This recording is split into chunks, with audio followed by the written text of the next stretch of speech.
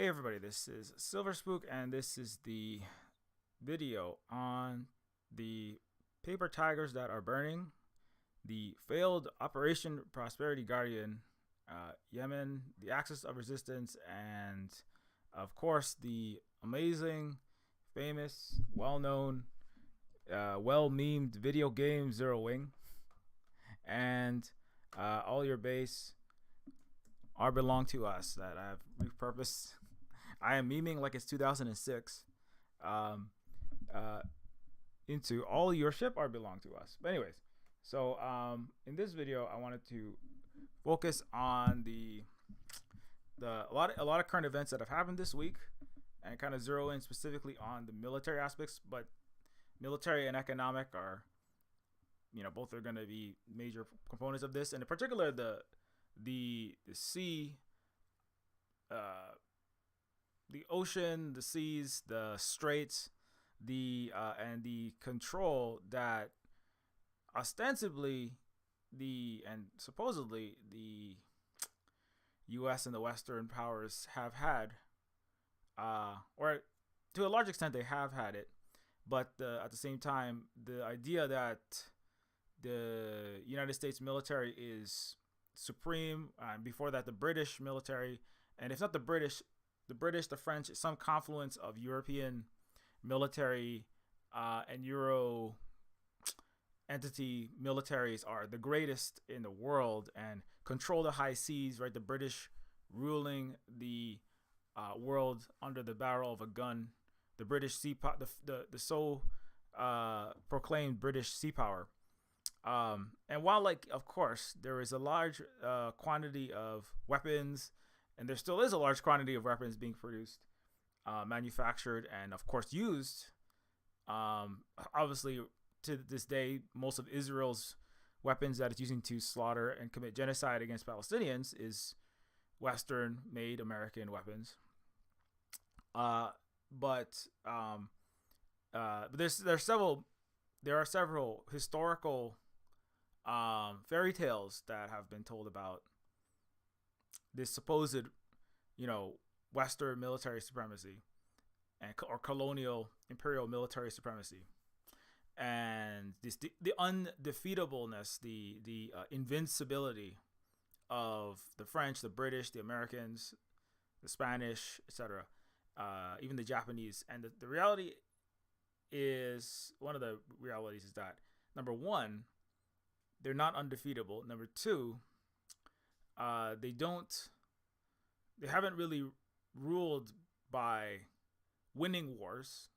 Obviously, the obvious one is the Americans, which haven't won a single war for 70 years. They've lost so many, right? I mean, just we can run them off right now: Vietnam, Afghanistan, Iraq, Syria, Ukraine, most recently. The U.S. It's a proxy war, but it's a U.S. led war and a European war that they've lost. I don't know if you don't believe that. Well, we're gonna have to get into that. I don't have time to get into that. But every war that they've ever fought, they have lost, basically. The imperial powers, and the actual record is actually very poor historically. But then there's also, of course, but maybe they've lost these wars, but maybe the goal of the war in Vietnam, the war in Korea, the war in Iraq, the war in Afghanistan, the Gulf War, right? The Ukraine War, the Syrian War, all the smaller skirmishes and battles going on in Africa, Asia, Latin America. All of these, maybe the purpose is just to make money for the military-industrial complex. That's part of it, certainly. Well, maybe the purpose is just to cause, the military conflicts are started, and the purpose of those wars are to cause conflagrations and just massive chaos and in the regions, in order to keep the global, say, non-Western world, the non-colonial world, the non-imperialist, capitalist, etc. world. And it's not to say every country against the West is not capitalist, but it's to keep basically quote unquote hegemony, right? And that is certainly, that is partially true. So you could say the U.S. hasn't really wanted to win wars. They're trying to just start wars. The U.S. and the British have certainly the post World War II. The U.S. and their European and imperial allies, the vassals, the clients, they're not really caring about winning wars. They just care about starting wars and disrupting the ability of Asia, Africa, Latin America to integrate and develop. And to an extent, I suppose that's true. But that's not the same thing as military supremacy, right? That's not the same thing as certainly not moral supremacy. That's certainly not the moral high ground, that's for sure. As we all can see in plain broad daylight, with the entire West voting against stopping genocide again and again and again. The United Nations, a complete tool of the U.S., the International Criminal Court, the ICC, all these human rights bodies, Human Rights Watch, absolutely dropping doing nothing or doing less than nothing, enabling the U.S., the UN World Food Program, literally not allowing food to enter Palestine, like the UN World Food, and not allowing food to enter Yemen, cutting food off to Yemen because they're ostensibly violating human rights when it's anyway, everyone can see that it's US and it's Israel that's doing the literal Holocaust 2.0 in front of everyone's eyes, to everyone's horror. I mean, even in the West, their social media, part of it is the Western media can't pull the wool over their citizens' eyes, in part because the rest of the world, right, the multipolar world, now has their own media, and they have their own algorithms, and even the economic interests, the economic supremacy is gone since 2020. The BRICS represent 33% of the global economy, and the G7 represent 29%, and now it's only grown. It's only the discrepancies and the loss of the ultimate economic power, dominant economic power in the U.S. and its allies has only gotten worse and worse and collapsed and collapsed and collapsed. Despite the denial and the hand-wringing and the just failure to recognize this reality in the U.S. and Europe, which is the Europeans are only gonna get worse and worse the more the ships continue to be blockaded. But so anyways, I thought it would be because of this week, there's been so many things happening. It would be a useful time to focus on that. Now, obviously, the goal is not to scare everyone into thinking that. I mean, last week I guess it's not even just me. I mean, last week I had a stream about the what was it? The Leave the World Behind. Right? I talked about Leave the World Behind, where which is a movie that's it's made in the United States, right? Again, starring Ethan Hawke and Julia Roberts, etc. And in this video, I talked about how the apathy of the United States, its citizens, as well as its government, its business, its leadership, its intellectual institutions, its universities, its it's obviously its media, has ignored the rest of the world, and that ship that is sailing into the New York, the upper middle class New Yorker getaway beach, right? That oil tanker that's crashing into New York, is as part of a cyber attack, is one of the it's really in this show, it's kind of again, it's not clear exactly what's happening, but it is the rest of the world is very upset, right, with this long history of neglect, and not just neglect, genocide, mass suffering. It's really centuries of this colonial abuse and just atrocities committed abroad, outside of the West, and then on top of that, the ignorance, the neglect, and then the lecturing and the attitude from the Western world, and even blaming the Africans, Asians, Latin Americans for their own problems, um, and then demanding that they, you know, sign these paperwork and join the, take this IMF loan and, learn how to be civilized in exchange for it. I mean, it's just like, it's unimaginably insulting on top of the injury, and like, if you've ever listened to the global South, you ever listened to what the African peoples have to say, the Arab peoples of the world, the Asian, the East Asians, what the Vietnamese have had to say, and the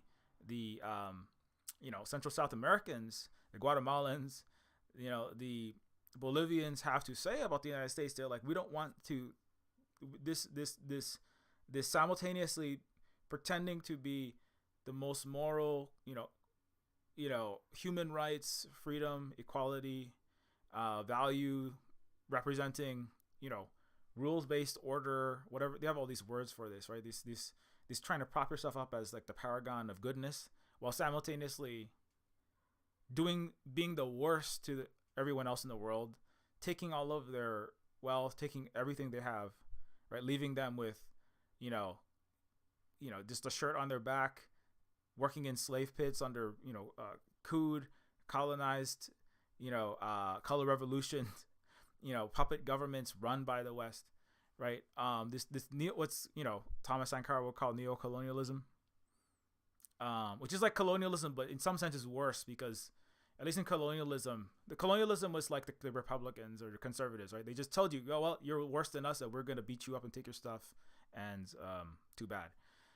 Neo-colonialism is like, we love you so much and we care so much, and because we care and we love you so much, and it's your fault that you're backward because you're just making poor choices. We're gonna take your stuff and do the most moral things with it. Neo-colonialism is in a lot of ways worse, because it adds this kind of this like just infuriating veneer of quote unquote civility and legitimacy to the barbarity that is colonialism. In some ways it's worse, but that's what's really one of the most frustrating things. But anyways, so coming back, so because people are upset about that now it's getting more real. The Leave the World Behind is happening right now. The time in which the rest of the world was waiting to see maybe the United States, the Europeans will change their ways. A lot of the rest of the world was kind of more afraid, not necessarily afraid, but they were unsure. They still kind of were worried about what the U.S. could do, what the U.S. might do when it comes to the retaliation for anything that they might push back on. Like the Palestinians themselves, right, have gone through countless protests over decades. They've tried. They just last year they did a peaceful march, right? The Americans said, the Jacobin lectured the Palestinians, saying like, if you guys, the Western left has been lecturing the Palestinians, saying if you guys could just mass organize and do a peaceful, nonviolent march, like Martin Luther King style. Never mind what Martin Luther King actually said, right? Like the United States has completely rewritten history to make everyone believe that he was a pacifist absolutist, which he wasn't. To rewriting Nelson Mandela, right? As though Nelson Mandela was a pure pacifist and never, said by any means necessary, including violence, will be undo the greater violence of colonialism, right? And so the Palestinians did the nonviolent action last year. 8,000 were wounded, 200 were massacred by Israelis, U.S.-backed Israelis with American backing, money, and weapons. So, right, and then, but you see, and so that's it, and so that's in a long series of these attempts to go through multiple ways, right? Multiple channels, multiple tactics to try to get justice, right? To try to resolve and build an actual lasting peace and equality, which peace cannot exist if you have an apartheid, if you have a just a horrific, siege, which Gaza has been under since 1948, a genocide, right? This is like asking the Jews and the Roma to have peace with the Nazis. You know, like even the United, it's like, right, this is the ridiculousness, right? This is asking black people in black slaves in South Carolina to make peace with their white slave owners, in like 1810 or something, right? But that is the case essentially for the global majority, the global South, right? They're not necessarily in literal slavery. They're not in apartheid. Although colonialism is worse than, there's a lot of debate on the social media now about the Holocaust being the worst thing ever that has ever happened in human history, despite literally the same things that happen and the same tactics, even the same kinds of gases and use of ovens and concentration camps being visited on African peoples on larger scales. Not just African peoples, indigenous peoples around the world. Right? It's a kind of it's a Euro exceptionalism of the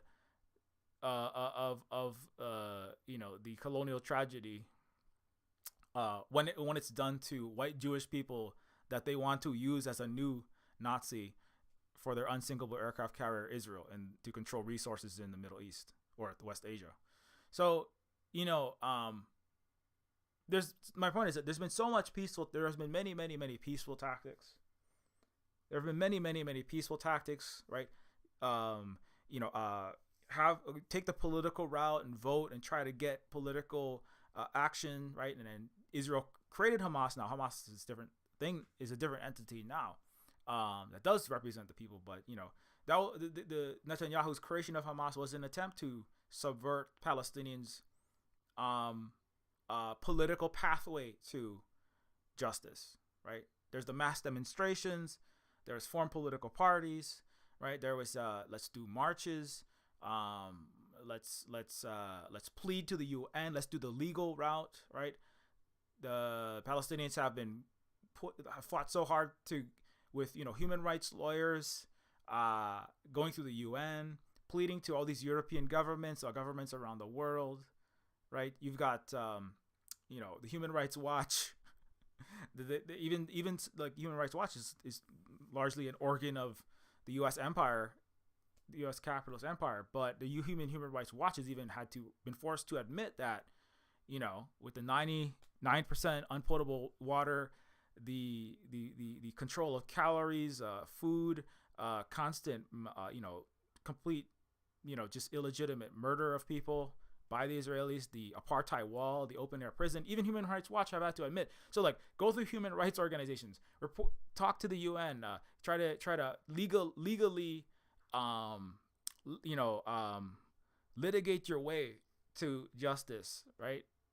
Let's try this, let's try that. And once when they try one and it fails, then the basically the Western tactic is basically the Western neocolonial liberal tactic is just, demand one thing, and when that inevitably doesn't work because the West has no morality, then try the other peaceful tactic. And that doesn't work, try the other peaceful tactic. And then eventually a generation gets tired out, it gets old, and then it gets, they don't necessarily get, Western generations get cynical, but it's kind of like, they just kind of get like, Palestinians just like, we don't have the energy to continue this struggle, but maybe the next generation will. So when the next generation comes up, the Western tactic is, okay, try peaceful demonstrations. Do Martin Luther King. Okay, that didn't work. Okay, try litigating your way, right, through the international courts. Okay, that didn't work. Okay, try the UN. Ask the UN for help. That didn't work. Okay, let's try, maybe journalists can report this to somebody. That didn't work. Okay, maybe international tribunals. Let's try some, do some basket weaving. Let's make some signs. Let's do some art. Let's do some like interpretive dance, right? Right? Let's just peacefully, and then every time the peace is met with more murders, more starvations, right? Filling concrete into the orchards, filling concrete into the oases and the water sources by the Israelis to try to prevent Palestinians from getting water, blowing up the orchards, blowing up their food supplies, blowing up their waste treatment facilities, right? Stealing their children. I mean, all the colonizer tactics. Right. So anyway, my point is that because the number one choice of the global majority including the Palestinians, is not violent. Like they're very much they're very peaceful people. They would love to be very peaceful. Like same as Native Hawaiians, who we are in solidarity with them, by the way. And we would love to have peaceful means to um, end the suffering and the injustice, bring about a peace. We would love a real peace, right? End the genocide. We would love to. We would love to take the non-violent actions as much as possible, you know. But but as you know, as commentary would say, that that require, appealing nonviolent action requires your oppressor to have a conscience. The U.S. and obviously I argue the collective West has none. They have no conscience. Not as a whole. Not, I mean, as we talked about last week, they've proven that for centuries to this very second, right? As you know, there's no capacity to, as a whole, deliver and dispense justice, not even to their own people. The United States is still throwing money into these wars, in a sense, throwing the hundreds of billions of dollars into Ukraine, into Israel, right? Europe is like throwing their own people under the bus so that a handful of their own corrupt, wealthy, aristocratic, elites can have continued champagne and mansions and yachts and whatever they want in their capitalist, racist, colonialist system, right? And so even their peoples in the United States and in Europe are not, like, relative to the global South, they're having it very well. They have a much better life, but relative to their own rulers who pretend like they live in free democracies, etc., they are also, not getting justice, right? That's why so many people aren't in the street, even in Western countries, for Palestine, but they're also in the street for economic justice, for climate justice. But where is the justice coming? I mean, a functioning society, at least somewhat functioning, right, that has some morality in it. When there's a protest, there would be a result. Like there's a lot of comments, right, where some people were saying, we know we're in a democracy because people can, make jokes about, attack, and denigrate Joe Biden, and that means we're in a free country, not like those authoritarian countries where you can't say anything bad about the leaders, right? And like a lot of global South people, like some of them were Chinese, some of them were African, some of them were Arab, and some of them, it was interesting. I don't have the time to go look it up, but I remember it was like some of the comments were, if you're able to make some jokes about your president, right, but nothing changes, right? So the ability to just lash out with this kind of infantile, belligerent rage that does nothing, if that amounts to democracy and a freedom where nothing changes, right? That all that kind of says is that, and then they commented like that is kind of like that post this week, right, where this one, I think I want to find this one. There was a post this week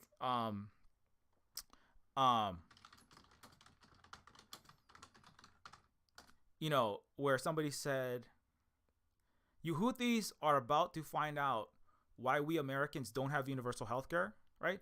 So the freedom that you have in the West, in the US, right, is to just be really venomous and like just insulting and kind of childish, right? And you have the freedom to kind of throw tantrums, right? I mean, you can insult Biden all you want, you can insult Trump all you want, you can insult even Bill Gates all you want, right? In the U.S., I guess, in the U.S. I mean, there's some things you can say. You can't really talk about Palestine in many institutions, or you lose your job, your career, everything, right? But the idea that like insulting, number one, this assumes that Biden runs the United States. Biden was seen this week, right, turning around and greeting and congratulating the flag behind him, and Biden was talking to like the camera lights and the random stage props, right? Biden can barely run himself, It's the elder abuse, really, what's happening. So the idea that the president of the United States is the representative, which is part of the mass disinformation that the West lives in, that doesn't even know that it doesn't live in a democracy, and that the government organs are simply tools of the oligarchy that actually runs the West and the U.S., right? And so the ability to, this is like saying that, like, if you're able to, like, yell obscenities at the janitor of McDonald's, then that means the McDonald's is democratic, right? The janitor doesn't run McDonald's, right? And if you yell at the McDonald's janitor, I don't think that the $15 egg McMuffin meal is worth it. This is ridiculous. You can express that opinion to the janitor. What is that? Does that change the capitalist greed of the overinflated, overpriced egg McMuffin meal or the Big Mac meal? Does that change anything? No, it doesn't, right? There's as much democracy in a McDonald's full of venomous, belligerent American customers as there is in any American space, living room, bar, or town hall where people express, right, how much I hate Biden so much. It's that terrible, genocide Biden, or Biden is, taking our freedoms and liberties and helping, that he's a despicable Chinese tool. People, you can say whatever you want, right? But Biden is just a janitor, number one. Number two, whatever you say that is meaningless. In fact, the way the Romans had this as well, in a certain sense. The way that they control their population is by thinking that by yelling and screaming about, right, and having this so-called boisterous, right, discursive, in intellectual circles they call it discursive. By having this boisterous discourse and arguments and debates and or just, like, getting in the street and getting mad, that makes the democracy, right? That's really a way that people feel like they're having some freedom while actually having absolutely none. And the impact that the average citizen, even the Ash Institute and Harvard studies by their political science departments have proven that 99.5% of all policy is dictated by money alone. And this, the American citizens' wishes, sentiments, and needs and demands, like universal healthcare, they have no impact. They have zero impact. It is a rounding error how much impact Americans and Europeans have on their own so-called government's policies. And so, but they do, the U.S., but they do have the ability to they have this attitude and this anger, and so Americans, like this person, right, are channeling that at, number one, Ansar Allah is the actual term. Houthis is actually a Western moniker. And it's a derogatory term they used to belittle the Yemen movement that is Ansar Allah, but and to make them seem like less legitimate and more a rebel group rather than the legitimate government. But anyways, that aside, the Americans are saying Houthis about to find out why we don't have universal health care in America. Shows you this is the Americans, like I said last time, right? This is the West punching down, right? Punching needlessly, punching wildly, and punching down, and even like celebrating the lack of their own needs, that for the money that is being taken that could have been going to make sure everybody has the health care they need, can afford to get the leg operations, the heart surgeries, get to visit their doctor that they would need, and that the Israelis have universal health care paid for by American, tax dollars, and celebrating paying for overpriced broken warships to go and murder people around the world, more in particular brown and black people around the world. So there's racism in this.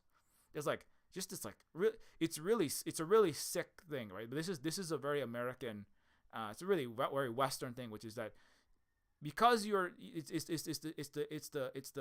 taking the abuse suffering the abuse from the powers above you, the unjust, corrupt, horrific powers above you.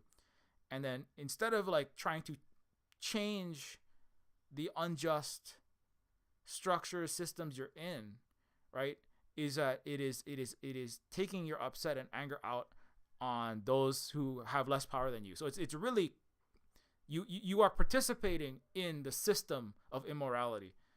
You're participating in the anti-humanitarian, right, anti-equality, actually anti-freedom system, as opposed to humanitarian free equal society, right? But that's the trick of the West, is this complex shell game and mass brainwashing and conditioning that they have conducted on their entire societies for really millennia. And it's very sad. But I thought it's really telling, right, that the people feel this in the United States. And it's been, a lot of people have commented, of course, like, this is so wrong-headed and it's so disgusting, which it is. But most of America actually feels this way. That's, certainly all the conservatives, and that's a good half of the United States. They're all, they're all joining up to remove more healthcare and remove more rights from lots of people, LGBTQ plus people, people of color. PragerU and like far right extremists are writing the education. Not that the liberal education was any good before. Like I've said, it's a stormtrooper training facility. That's what public schools are. And Ivy League feeder private schools are Emperor Palpatine training facilities. But now, literally, PragerU is gonna like write the school curriculums, and people are half of the country is cheering for that. So I mean, that is it's a sick civilization. It's a sick place. That isn't the U.S. isn't even beginning. I don't see the average American even beginning to deal with the fact that they are the Western might, as mythological as it was, they did hold some economic strangleholds and some military dominance over the world. But even that, what they had, it is disintegrating.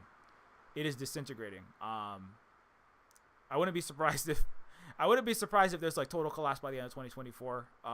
What does total collapse mean? But certainly collapse of the U.S. empire. In many ways, what has happened this week is the Suez Canal moment, and so let's get into that though. So what has happened? And I talked about a lot of this on the other channel, the Twitch channel, but let's go over some of this here. Let's go all the way back to the Yemen. So, okay, well, on the positive note, Egyptian children are making holes in the walls between Gaza and Egypt, and this is a child who is taking loaves of bread and just pushing these through this hole that he's made in the wall to these children that are starving. Important to remember, Palestinians are still starving to death. There are like millions of them that are literally starving to death, and the U.S., the West, are doing absolutely nothing, less than nothing. They're supporting the starvation, right? They're funding the genocide. They're funding this. You're watching the Holocaust happen, and you're watching the West do what they always do. This is not, by the way, Sudan is also going through a genocide, and we're not even talking about that for the most part in the Western world. But that's also connected. In fact, the people that are perpetrating that, on top of the Palestinian genocide, they're the same, and they're basically the same entities. The U.S. is directly involved, the UAE, but there are still the people there are trying their best, and so that's to stop this. Here's one of the important, outside the U.S., talking about the collective West. France has just closed their embassy in Niger indefinitely. All French troops have left. Okay, so this is the beginning of decolonization in Niger. Also, here's interesting. The average Houthi bookshelf. Hussein al-Houthi lectures Principles of Communism by Frederick Engels, The Communist Manifesto, Hezbollah literature. So, anybody's like, the Vietnamese, the communists that kicked out the United States, the Cubans, the Palestinians to a large extent, they all understand the truth of economics, which you can't understand if you live in capitalism, because capitalism is a misunderstanding economics and power dynamics system, as well as a system of mass accumulation that has been the predominant system in the West forever. But the rest of the world actually understands these things, and they understand like the dialectical processes of liberation, on top of obviously the decolonial processes, which are part and parcel. These are understood in that region. This is something else that has happened. Karish is a subsection of the Leviathan gas field. Chevron holds a majority stake in the field. Production in Karish began a couple years ago after signing a $700 million deal with Israel Electric. The Israelis' oil field has been hit by Hezbollah. This is an acceleration. There's a direct hit. This is really like a warning shot fired from Iraq into Israel's oil field. And this is on top of another important point that I have to get to. Yeah. So the big one is, of course, the United States military this past week said they were going to take, let me get back to Operation, the Guardian operation, or this Operation Prosperity Guardian. We'll go forward from there.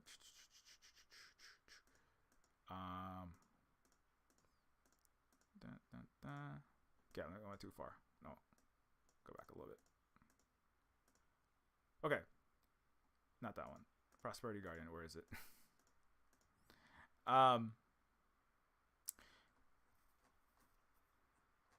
McDonald's. Where's my Prosperity Guardian?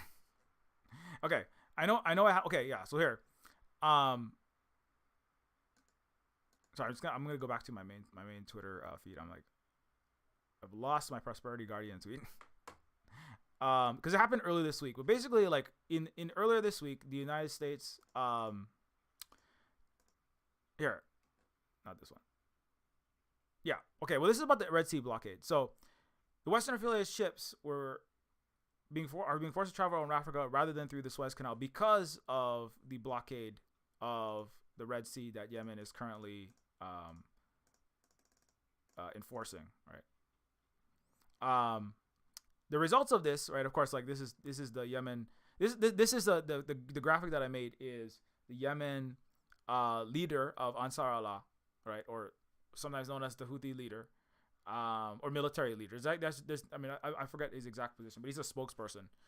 Yahya Sarai came out and said that any military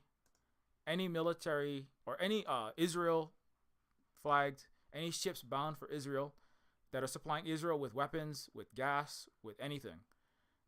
There was a ship bound for Israel that had 10,000 cars on it. That was going to be like Israel's Teslas and Israel's Honda Civics and Israel's Audis or whatever. It was vehicles for their economy and for their people to be driving around while they're committing genocide in Palestine.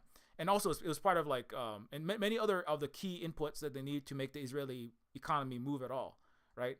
And so Yahya Sarai came out and said, any ships coming through the Red Sea, in case you didn't know this, any ships coming through the Red Sea off the coast of Yemen, right, will be attacked, will be targeted, and they will have to turn back, or they will have to dock in our Yemen ports until Israel ends the siege, allows humanitarian aid, food and water into Gaza, and stops the genocide, right? It's very simple.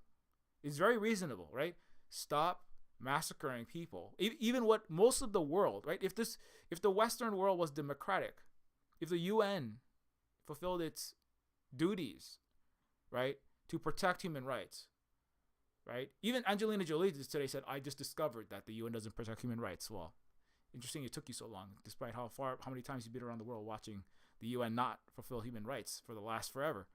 But anyway, long story short, the UN's job was not being enforced, and the world is demanding that this happen.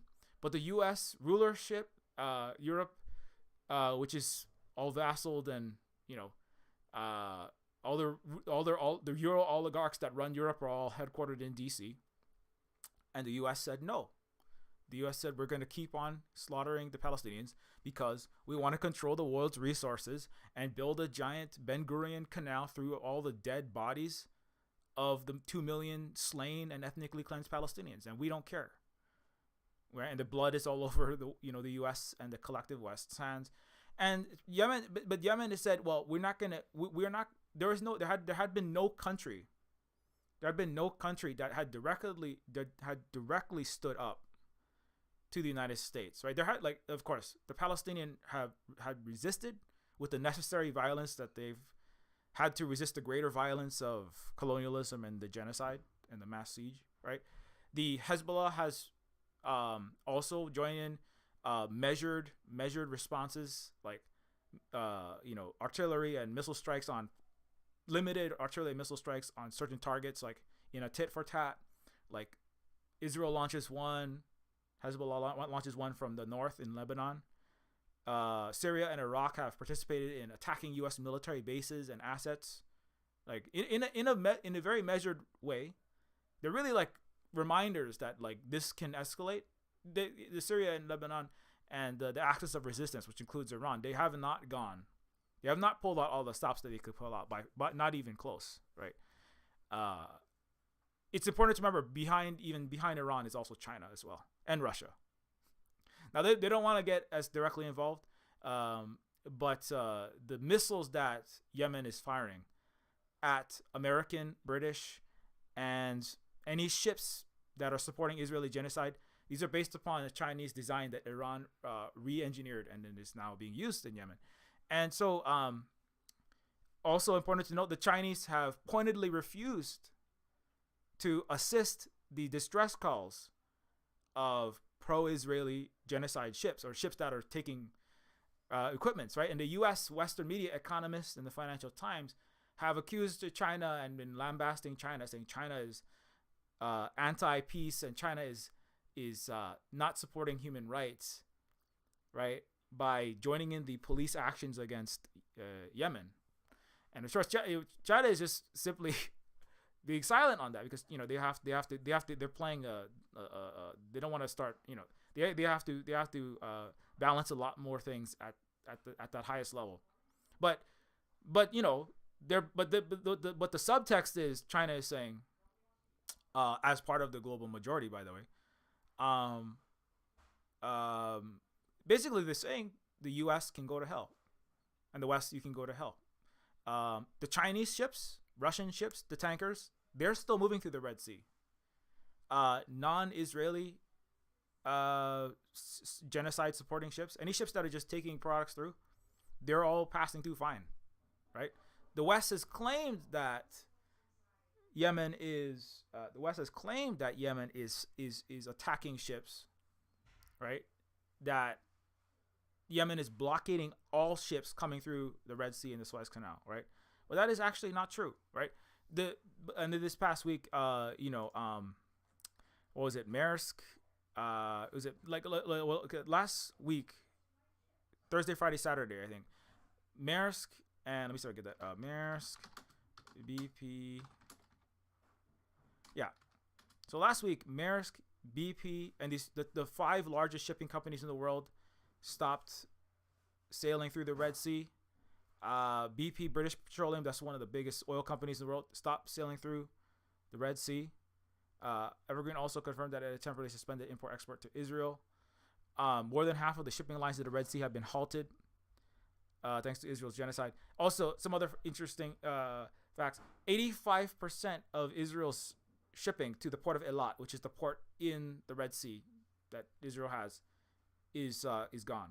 Okay, so while of course supporting the boycotts of Starbucks lost $12 billion recently, and then we saw Kim Kardashian trying to get their numbers back up by walking down the street drinking a cinnamon chai dolce genocide latte. I mean, I wonder how the mint Christmas mocha tastes with the blood of all those dead Palestinians in it. I mean, it's probably a little too salty.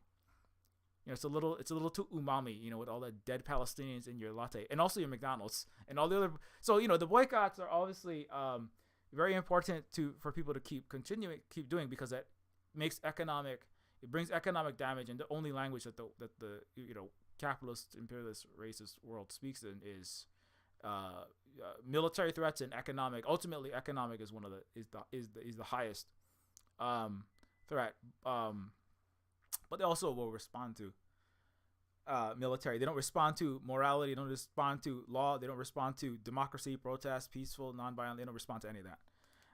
They respond to loss. And I know this in Hawaii.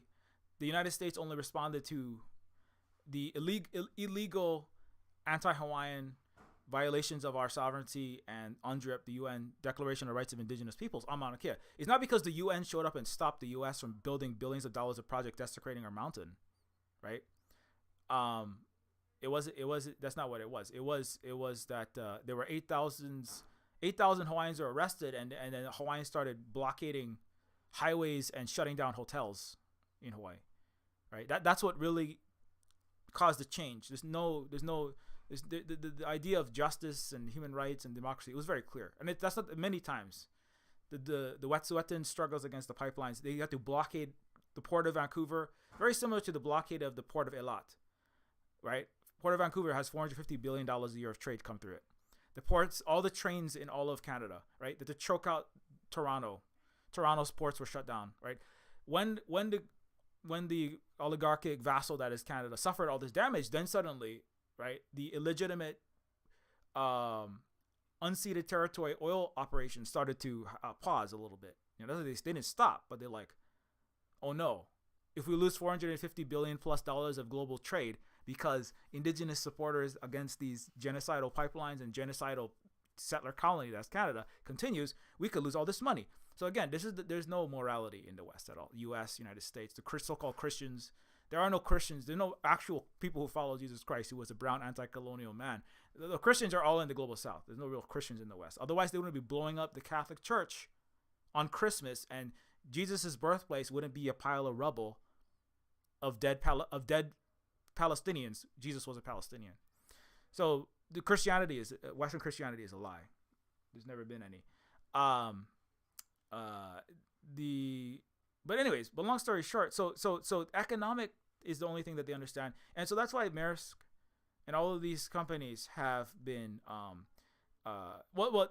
these companies have actually chosen to not go through, partially out of fear that Yemen might escalate to any Western vessel, but partially the United States. It's rumored that the United States asked these companies to just sail around so that the United States could claim that Yemen was doing a full blockade as a pretext to go in, right? And say Yemen is being belligerent.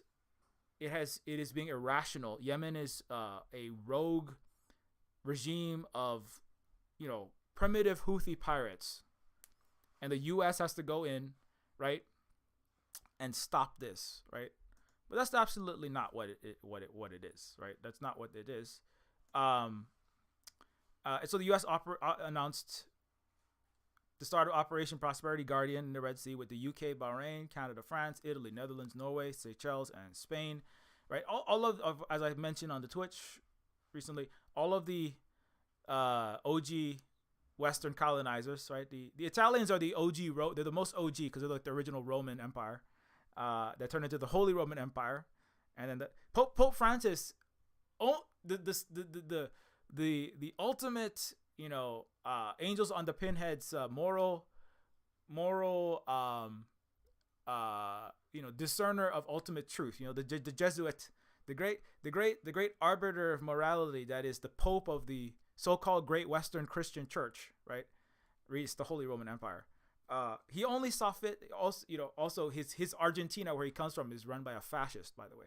That is a known pedophile abuser, and is doing the chainsaw massacre in Argentina.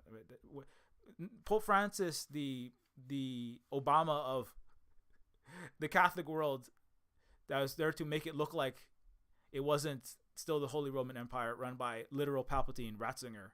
He looked like Emperor Palpatine. You ever seen the picture of the previous Pope? Anyways, so Italy is and Pope Francis only saw fit to condemn the genocide by Israel after Catholic Church in Palestine, right? Um, After the Catholic Church, right, in Palestine, was bombed by Israel, killing the Christians there, right? I knew victims of the attack on the Catholic Church. The IDF denies responsibility for killing the Palestinian Christians at the Gaza Church, which they did. They absolutely did. And so the Pope had to be the Pope of the Holy Roman Empire, the OG Roman Empire, was forced into going after, just at least saying, we cannot support the Israelis are going too far, right? What that says is that, because he was silent the rest of the time, right? Because Italy is silent the rest of the time, right? Italy is complicit, right, in Operation Keep Genocide Going, right? Spain, like our friend Monogatake Victor, I was just talking to him recently on Twitch, and he's like, in Spain, they had one of the original resistance. The Basque people were the world's largest some of the world's largest worker cooperatives, and resistance to colonialism and capitalism are, right? Mondragon is a 250 federated, non-capitalist, worker-run organization in the mountains of the Basque regions of Spain. It's ancient people that predated the Romans and predated the Greeks and the Romans, and resisted them both. And in fact, they killed the lead fascist colonizers in Spain in the mid 20th century under the Franco regime, and also they killed many of the Romans when they first invaded what was then Gaul, right? Or way before Spain, and way even before Islam, the Basque people there. But anyways, long story short, in Spain, but now Spain is, as Monogatake was pointing out, it's really a Muslim country that has a Christian, Euro-Christian overlay of colonial oppression and capitalism on it. And many of the people in Spain support Palestine, right? But the oligarchic, unjust Western government of Spain and the ruling class of Spain are there to continue genocide for global plunder, right? That's very important, right? Because there's Spain, right, had the Palestine, the giant flag, so I could find that. Thousands gathered to create the giant Palestinian flag in Spain. You've seen this, I'm sure, right? Did you see this? And this is great, and it's fantastic, and that's a great thing, right? Thousands gathered to create this giant flag in Spain. Okay, what did the government of Spain do though? Right, join up operation, try to keep genocide going, fail, and then get my butt kicked in Ukraine, get my butt kicked like in Ukraine, and ending Western imperialism forever. That was my take, but Spain joined in this, right? Canada is there for genocide. Canada loves genocide. Canada is one of the most liberal, which is the most, again, cloying, annoying branches of Western barbarism. They love to talk about indigenous people all the time. What do they do to the indigenous people in the West Asia, in Palestine, right? They're 100% down for the genocide. France, right? Genocide with extra pea soup sipping characteristics, right? France invented the most. France is the ultra bougie fur coat, Versailles, pomp and circumstance, masters of Western barbarism. Italy, of course, the Holy Roman Empire. Netherlands is like the Netherlands and Norway. We're better because we're the Nordic model, but absolutely not.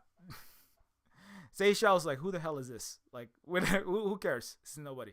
But anyways, long story short, this operation was ostensibly to stop the Yemen's legitimate resistance and legitimate and rightful and morally correct, right? Morally correct stance to intervene and stop the genocide in Palestine by any means necessary, including militarily, because that, again, militarily was the only response that the U.S. and the West would listen to, right? It's military and it's economic, right? And the U.S. tried to stop it. They sent all the aircraft carriers out there, okay? And this is a big flex. They had, remember all these videos, America is coming, America is going to beat them up. Now the Houthis will learn why America doesn't have universal health care. It's to go around the world and commit genocide and massacre people when they don't do what the oligarchs of the planet want, right? And what happened though? But what happened? Let's look at this. Okay, so now, since then, oil and gas prices have surged as BP stops the Red Sea shipments. U.S. gas prices are floating with $3 per gallon as oil prices rise. Okay, so now most Westerners don't connect this. I was in Spain. I was just talking, and my friend who was in the chat said the Spanish haven't even talked about how the Ukraine war is why their heating prices have quadrupled, olive oil quadrupled, right? And like, people can't even afford to keep warm. They have to like cut down trees in their neighborhood and throw them into wood fires to stay even warm. Even in Spain, which is like, nice beaches.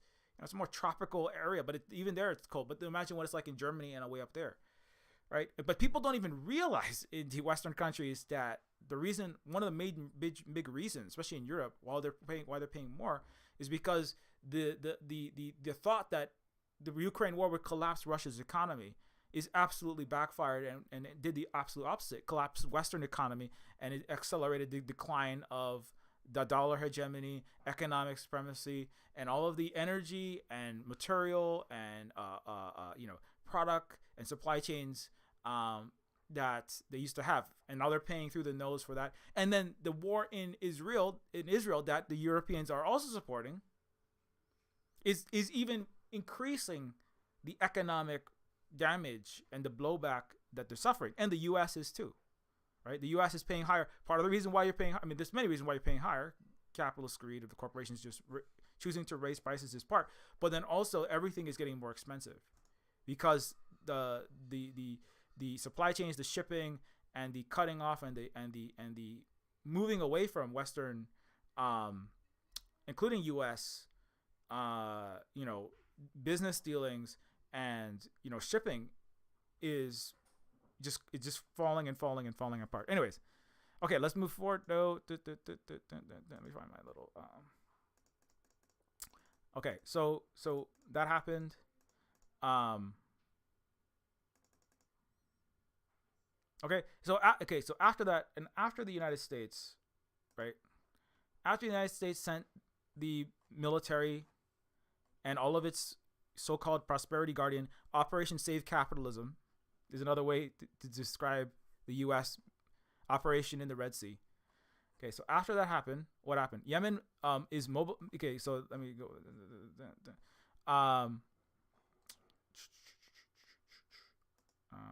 Sorry, I got so many bookmarks. Sometimes it's hard to find. So America's coalition does not scare us. Yemen said, "Well, we don't care. You can try, but we're not turning. We're not going to be intimidated." This is a video of them taking ships. This is how Yemen has already taken over a dozen ships. It's turned around, I don't know how many, dozens or hundreds of ships. Yemen, and they have taken over, attacked, and hit like at least 10 ships. Okay, the U.S. military does not intimidate them.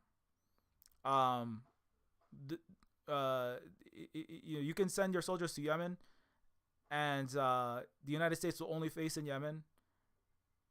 Certainly, this is the Ansar Allah leader, by the will of God Almighty.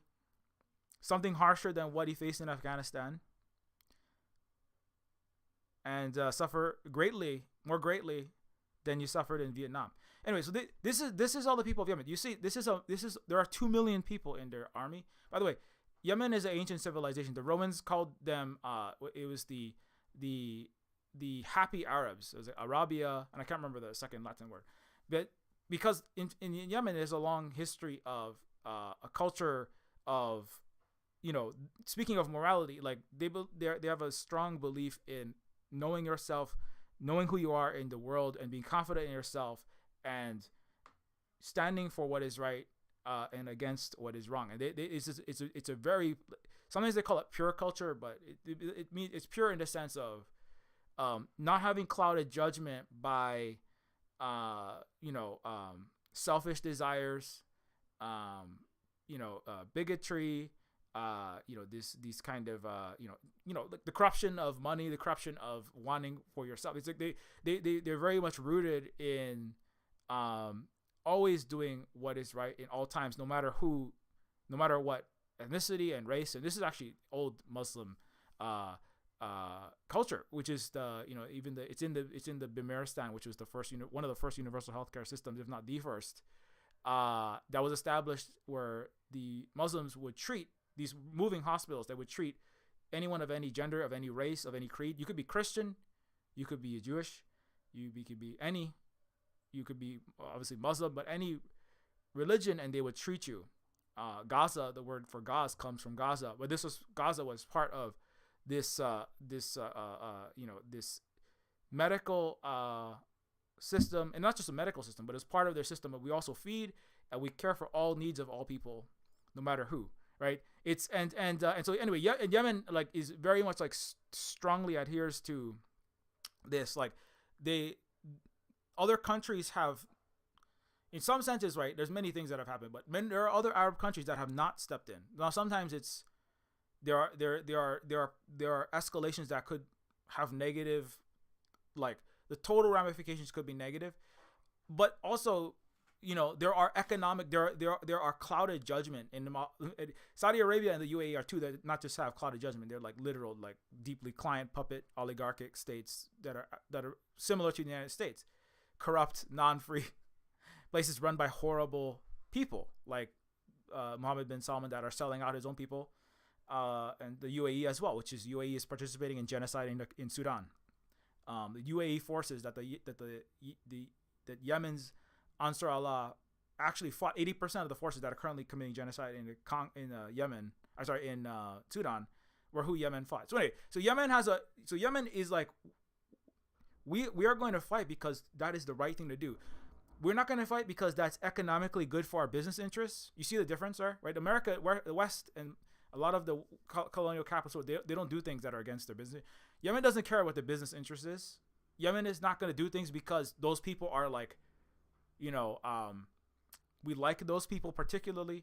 Yemen is not doing that because to gain some kind of political standing in the world. Obviously, it is gaining them political standing in the world, but they're doing the intervention, which is a very dangerous intervention, because Yemen is directly attacking, indirectly. Yemen is saying, U.S., come and fight us, right? The U.S. empire, you don't scare us. U.S., Israel, Europe, come. We've already fought you. We'll fight you some more. And the thing is, Yemen has fought in a U.S.-Saudi genocidal, carpet bombing their hospitals, carpet bombing their schools, carpet bombing their towns and their houses. The U.S. and Saudi Arabia have been doing this for over a decade, or at least a decade.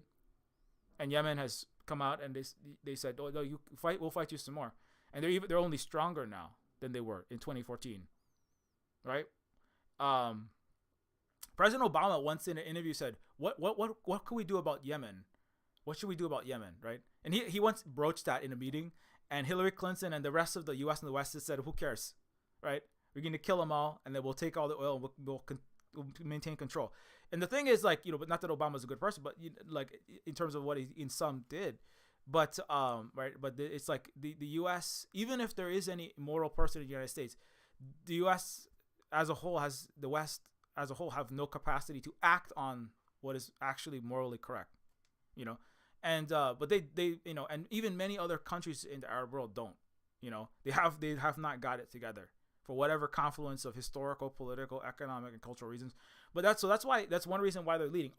They're also right at that strait, and of course this is coordinated with the rest of the axis of resistance in Palestine and Hezbollah and Syria and then Iran, and then wider with the multipolar world, with BRICS in particular, and the counter-hegemonic forces. But certainly the axis of resistance in the Arab world. But anyways, so I could go off on that for a long time. So there's real reasons why, again, Yemen is the one that is setting the paper tiger on fire. And so to come back to that, right? When I say the paper tiger, right? This goes back to Vietnam, right? When the United States was viewed as the greatest military in the world, right? The United States was the undefeatable Vietnam War, the champion of the United States. And obviously I made a game about the Vietnam War where the United States flew in with all of its choppers, all of its bombs. The United States dropped on Vietnam more total bombs than all bombs dropped on all sides during World War II. Right? Americans don't even realize how much horror they visited upon. just the Vietnamese, not to mention the Cambodians and Laos and North and Korea and so many other places. But in Vietnam, the United States believed it could bomb, Vietnam into the Stone Age, very similar to Yemen. They believed they could bomb Vietnam so badly with like firing missiles and munitions from afar, from the air, right? People like in Die Hard, that FBI that's trying to take out John McClane, who is doing guerrilla warfare inside the Nakatomi Plaza skyscraper. But he's like, I'm gonna take you out just like those Charlies in Nam, and he's flying around in his chopper, the FBI agent, ex-Vietnam American military veteran, shooting at Bruce Willis right from the chopper. But that's because that's what the U.S. did in Vietnam, was from the air, just gunning down children and rice paddies, gunning down women and men as they're in their schools, and burning everything with napalm, and then chemical warring everything with Agent Orange, and like, oh, look, we won because we killed so many people, right? Killing, this is genocidal warfare, by the way. It's not really war, it's genocide. That's what the U.S. did. This one of its genocides.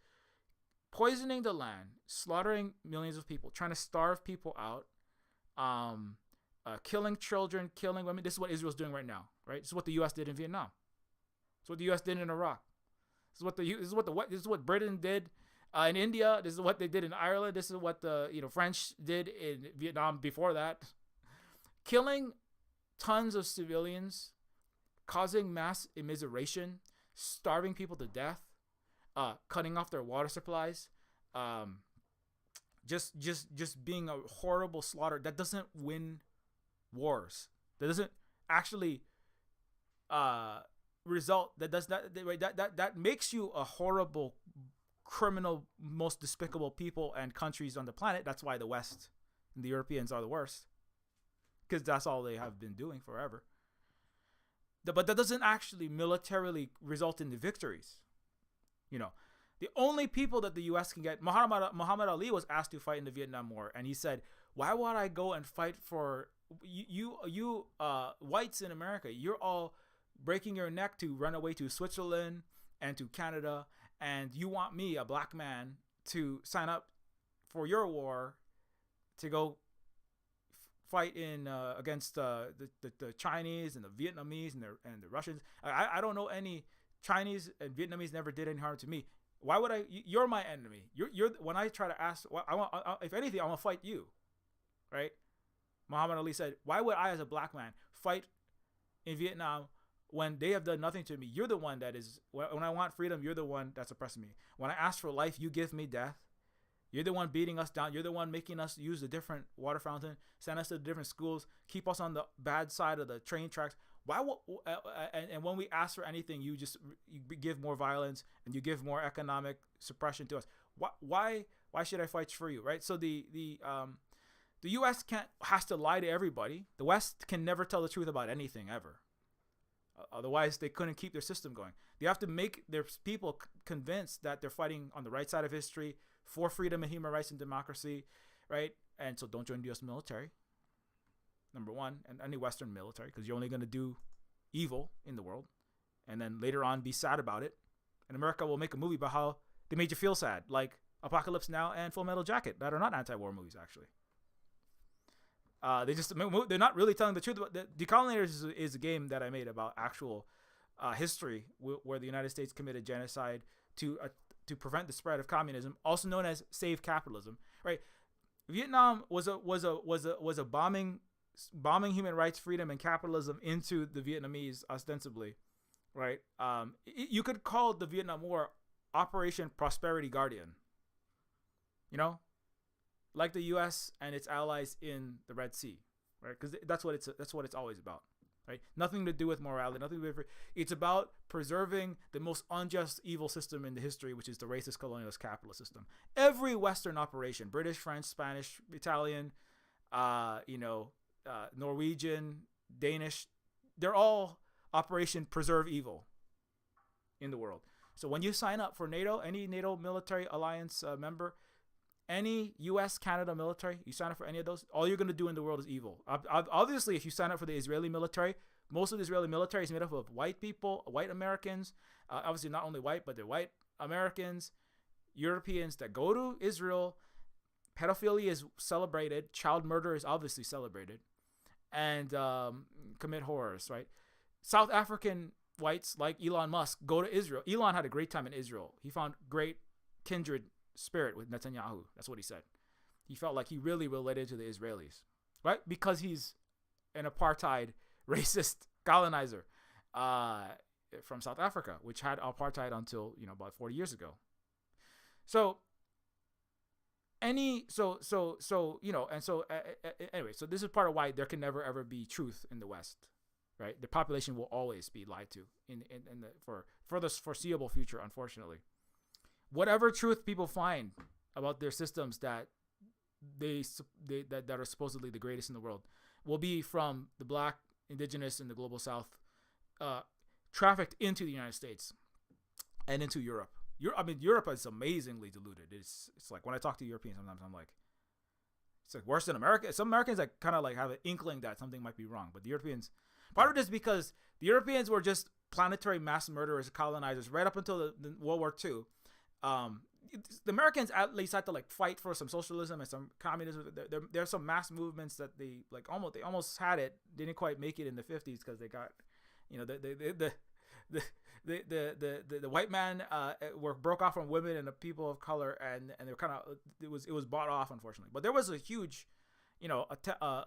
progress was made, and the New Deal was made, and then a lot of that progress was made, and then the Soviet, and then World War II happened. The Europeans were just colonizers the whole time. They're just going around like literally. The Belgians have like black kids in little cages laughing at them in the 1950s, right?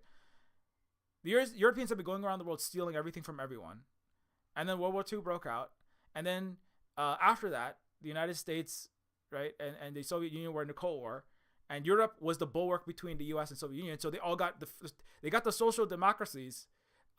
Without having to actually do anything. They just went from being horrible murderers, racist, global mass black and brown and Asian killers. And then they went straight into, look, we have like American 50s, but better because we have more healthcare and better economic circumstances because we're bulwarks against the Soviet Union. So the Nordic countries and Germany have to be, Israel, Germany, Nordic countries. Why do they have universal healthcare? Why do they have better healthcare and better mass programs? Because they're right on the edge, right, of communists or the enemies of the United States. Right now, they're very close to the edge, and Germany's had, like Israel, Germany has had, bombings and terrorist attacks, especially during the Cold War from coming from East Germany, right? But then you get all these bonuses, particularly if you're a white German and if you're from the capital, if you're from the wealthier Nazi descended classes, you have a better deal. You have the better deal in Germany. So that's why the Europeans have been like they just, they're just clueless. Right? They don't even know what they're living in, and they haven't earned anything that they have. They haven't had to actually sacrifice anything. They just went from being Euro princes and princesses to being fucking Eurovision. Eurovision, by the way, is refusing calls to kick Israel out because Eurovision is pro-Palestinian genocide, which is where Europe is. So, anyways, I'm kind of way off. I'm off my topic now. It's 12:39. Okay, but but back to this. So Yemen's attack, Yemen's stance of we will militarily defend the Palestinians against genocide by choking out 10% of global trade through the Bab al-Mandab Strait, through the Red Sea. You cannot intimidate us. You can bring your prosperity. The head of Ansar Allah in Yemen said, we Yemen, we dream of nothing less than directly fighting, right? They said, we don't want to fight your proxies. Yemen said, we want to fight the United States directly. So bring all of your American Navy, bring all of your American Air Force and your military, your Marines. We want to fight you directly. We're tired of fighting your Saudi Arabian proxies, your UAE proxies that are doing genocide in Sudan. We're tired of fighting all your puppets, your lackeys. Yemen said, bring the American, send all of your Americans here right now. We will fight you all. And the thing is, Yemen would defeat the United States because the United States doesn't have a strong military. Half the U.S., and this is the other thing, half the U.S. ships Let me see where is that one. Seinfeld is pro genocide, by the way. That's very sad, but not surprising. Yeah, Israel. So this has been a real impact. Israel Eilat Port says business is down 85% since the Houthis began the Red Sea maritime traffic. So this is crushing Israel. It's crushing Europe, and it's crushing the United States, politically, economically, geostrategically. Also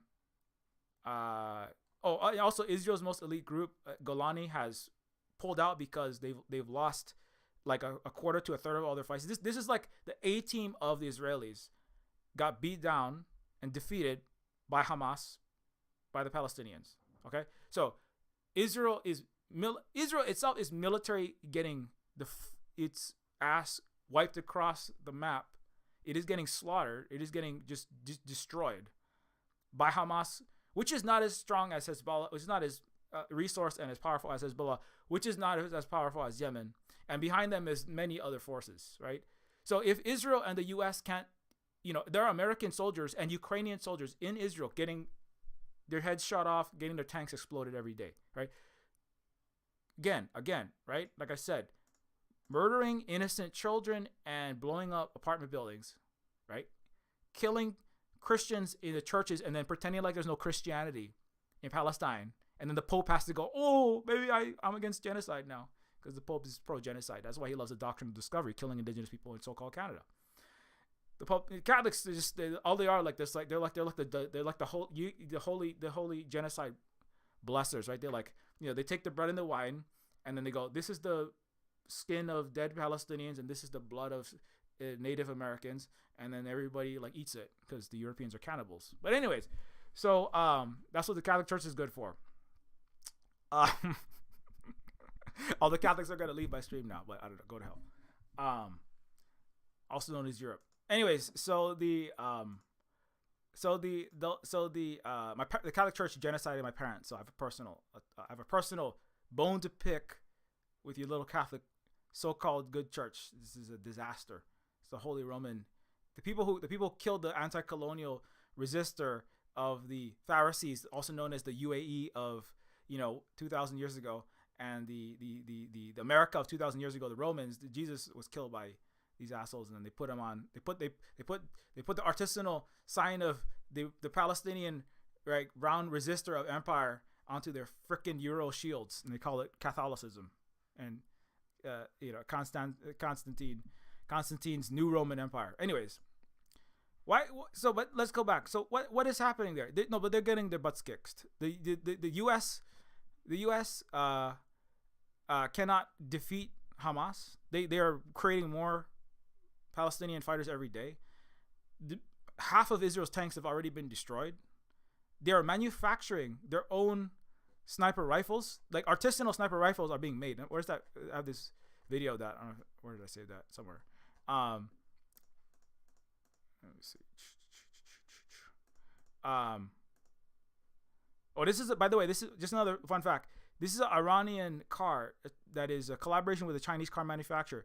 This car has a electric Iranian-made car, can drive as far as a gasoline-powered car with a full charge that outperforms a Tesla. This is Iran. This is not even China making it. Iran is making it indigenously inside of their own country with Chinese assistance.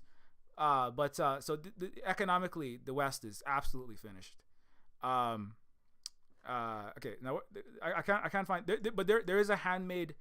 There are entire manufacturing facilities under the ground, 150 feet under the ground in Gaza, that are making weapons that are destroying and demolishing the Israelis and the Americans and the Europeans and all their special forces. They're just getting wiped out.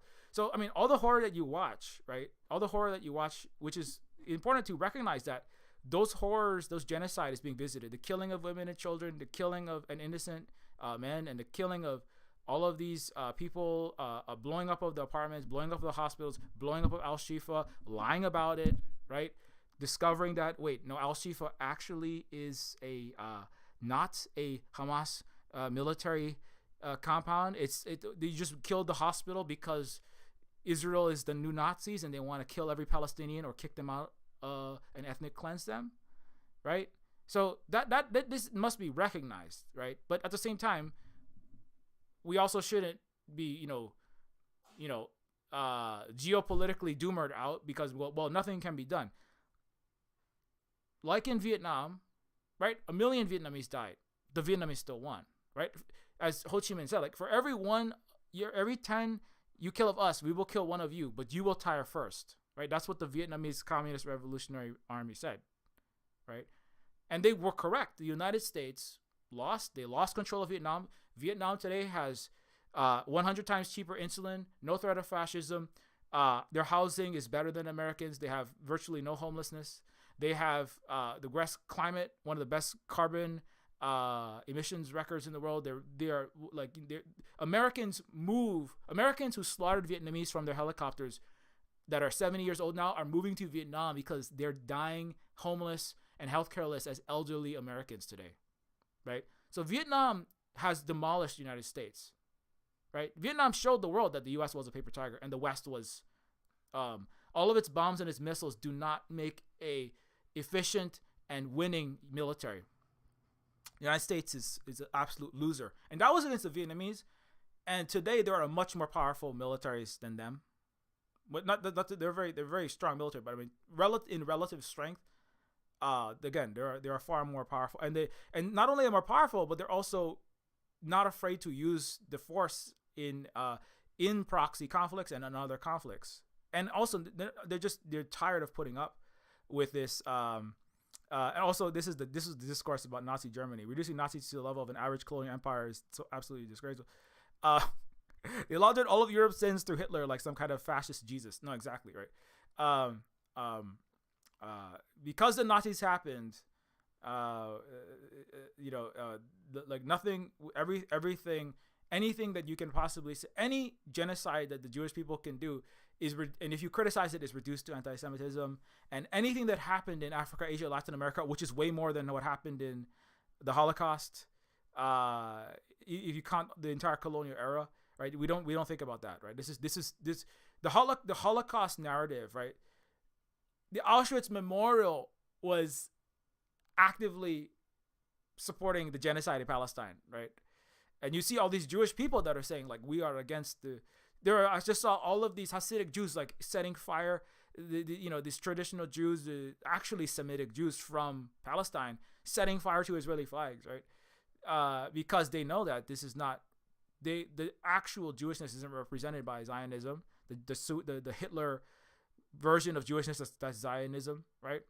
And but Europe demands that everybody adhere to that. Germany is mass rounding up Jews today on the grounds of to prevent anti-Semitism. Germany is mass rounding up the Jews today. It's amazing. It's amazing stuff. Anyways. Okay. So Yemen is mobilizing. It's not a bluff. It's not a threat that won't be followed through on. It is a mobilization of troops that are going to be deployed. If you think it's a bluff, you may want to catch up on the past week of news. Yemen is planning to move into Gaza, and as part of a larger operation, probably. Now I shouldn't say what they're gonna do, but they have trained legions of troops in Yemen specifically on fighting in urban warfare in Palestine. They are prepared.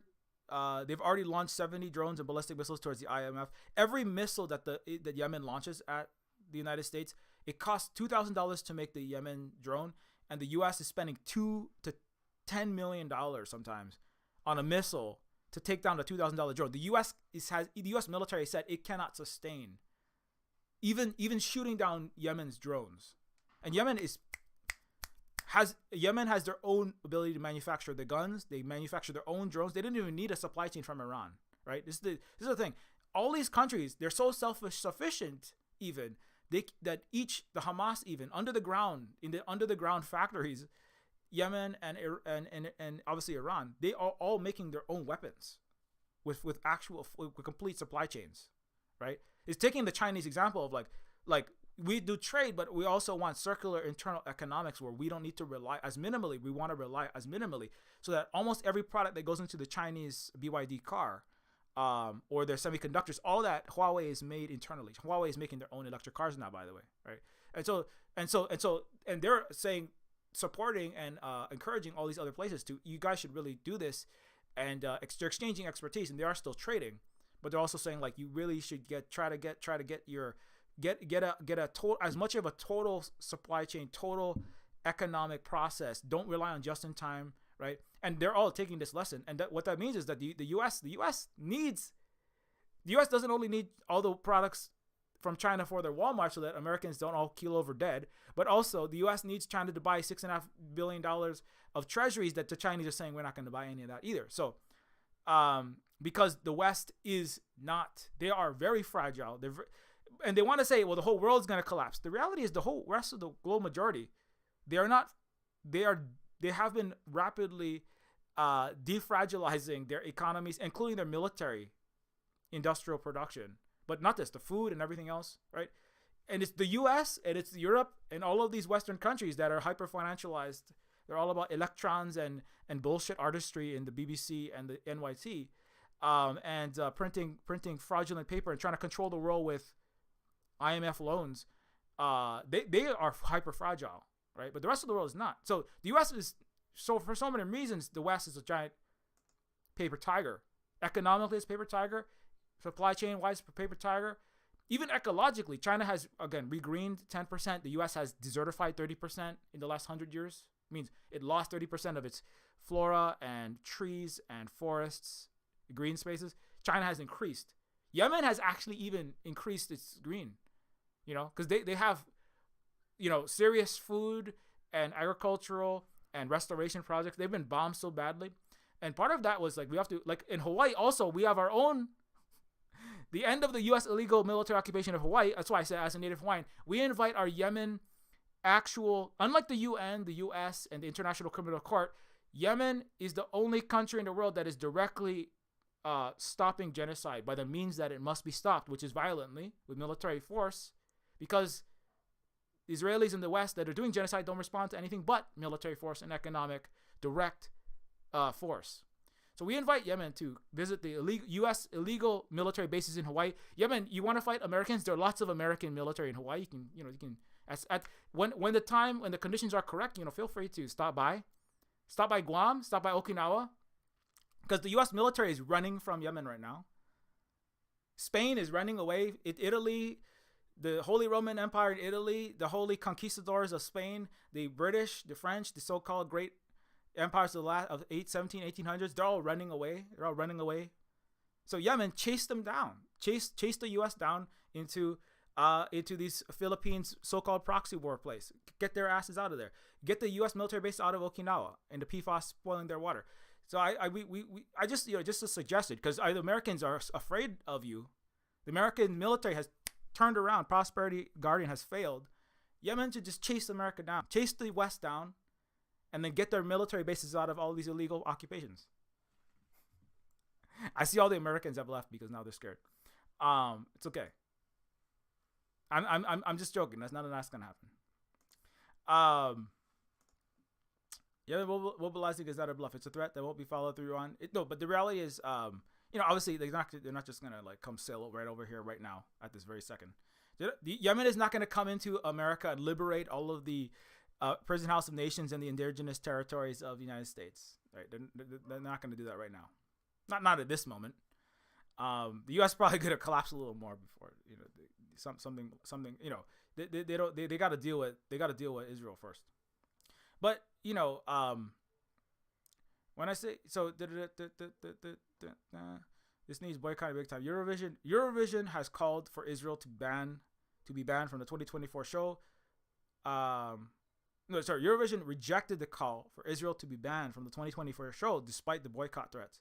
Right. So like I said, obviously in Europe there are people that are against the genocide and the Holocaust of the Palestinians.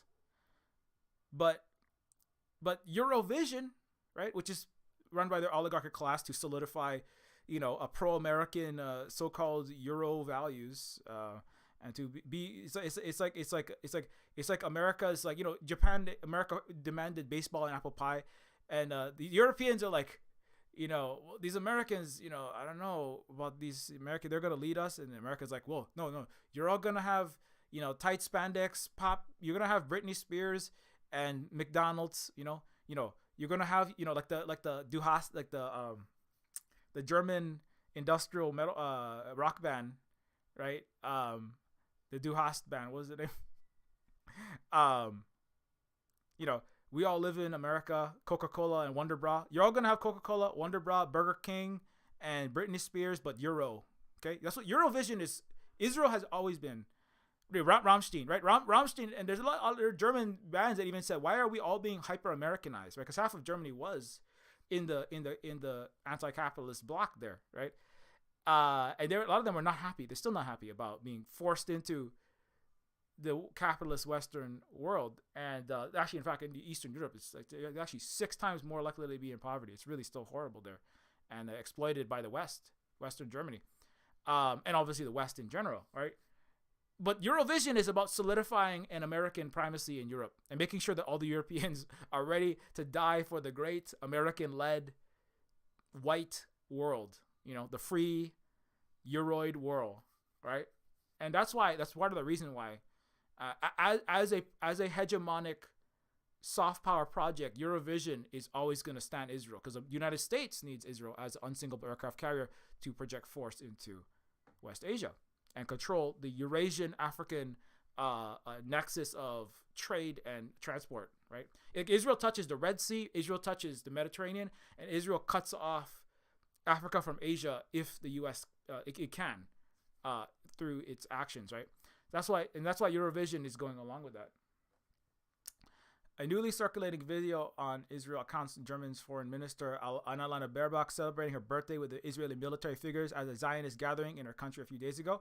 So Germany's minister, right? This is again an oligarch, right? This is a paid puppet, like all Western so-called democracies. Just having a grand old time, right? Enjoying some fine wine and being applauded at a white glove event with the Israeli military, right? That's where Germany's at. And these are those Jews that I said, right? So the anti-Semitism, right? It's a big term, but look, I think it's more like the majority of the Jewish peoples, right? Outside of those that are deeply brainwashed by the U.S. colonial powers, Israel lobby, they are very much, not here for the fascist entity. Isn't real, doing the worst, atrocities in their name, right? They're burning that flag. I already did that one. Okay, so, and in case you're like, well, Israel can't be that bad. This is an Israeli soldier knocking on the door saying, why are the Palestinians? Why aren't they home, right? And the Israelis are laughing at all of the murdered civilians and the blown up apartment buildings, okay? Just in case it wasn't clear yet, this is the kind of people that they are. Okay, they laugh at the death of innocent civilians. They make jokes about it on TikTok. If you want to be radicalized against Israel, just look at Israeli posts on social media. They just openly absolute Nazi, but like against the Palestinians. They even celebrate Hitler. They say Hitler did nothing wrong. Israelis will tell other Jewish people that are against genocide. They'll say, Hitler should have cooked you in the oven. They're like, this is the kind of people that they are. It's really sick, man. Okay. So, a silent genocide happening in Sudan. The RSF militia, causing the largest displacement in the crisis in the world. Who are the RSF and how are the UAE funding them? So this is a thread about that, but the important thing is that these RSF soldiers, right, that are doing a horrible Sudan genocide. This is a really horrible thing that's also happening at the same time. And the Sudan, as you can see, Yemen. If you don't know where Yemen is the on the Arabian Peninsula. Yemen is at the southernmost tip there, right? And you see there's a strait at the. I don't know if you can see this mouse on the screen, but there's a strait that goes into the Red Sea, right? And so. Sudan is the country across from Saudi Arabia, but Yemen is also very close to it. And Saudi Arabia and the UAE have sent these RSF militias to kill the Yemenis resistance. And now they are being sent to kill the Sudan, and mass rape is being reported. Like, it's horrific brutal things happening there, mass killing of civilians, like very much like what Israel's doing. Israel also doing horrible sexual assault and torture to people imprisoned in the West Bank, to the Gazan and all Palestinians. And so the RSF is involved there. So this struggle is like the U.S. has said they don't want the genocide in Palestine. It's not really a war; it's a genocide. The U.S. doesn't want the genocide, the Vietnam, the Korea, the Iraq in Palestine, because this is really what it is. It's a genocide. Those were all genocides. The U.S. doesn't want the genocide in Palestine to spiral out into a larger regional war. But the thing is, like, obviously, as I said, like, as a Native Hawaiian, we don't want war. We don't want violence in general. That's a last resort for most indigenous peoples of the world and most, peoples of any conscience. Nobody wants that killing and suffering to happen, right? But if this entire region is suffering 7 million people's mass starvation, suffering, and all kind of other, if the Palestinians, and not just all the peoples in that entire region, are already suffering under U.S.-backed entities like Israel, like the RSF, right? And the thing is, like, it's not what the West controls the world also by defining the terms. Like, terrorism is when brown people resist against our white justice, right? Like when we're in Iraq, if you fight back, that's the wrong.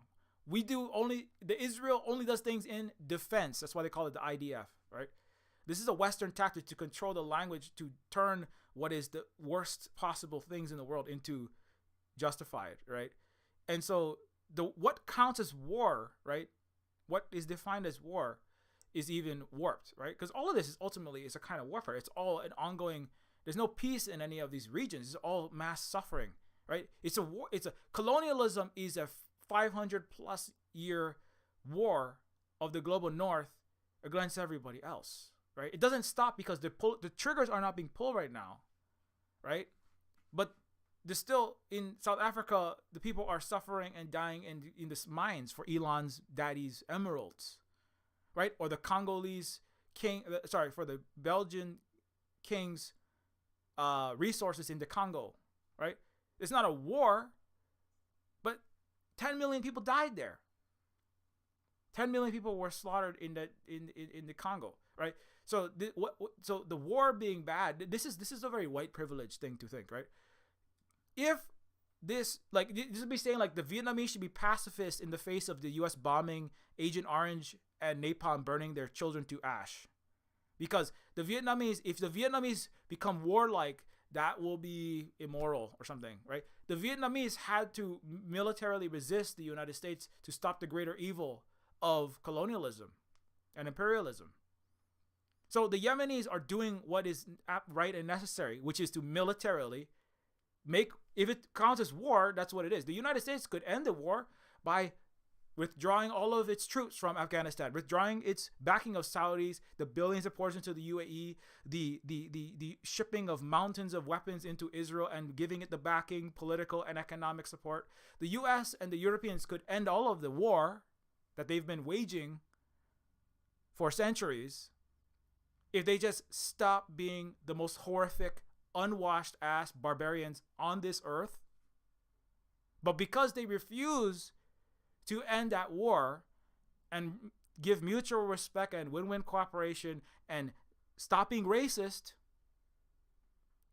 because the Europeans and the Westerners refuse, the resistance, like the Palestinians and like the Yemenis and everyone else in the axis of resistance, morally the most important, the only moral thing, the only right thing, the only ultimately peaceful thing that they can do is to resist the greater violence by their own justified violence and by any other means necessary that they need, right? But that's, the West doesn't have an education system, so I know that's gonna kind of go over the heads of a lot of people. So anyway, but yeah, if you look at it this way, right?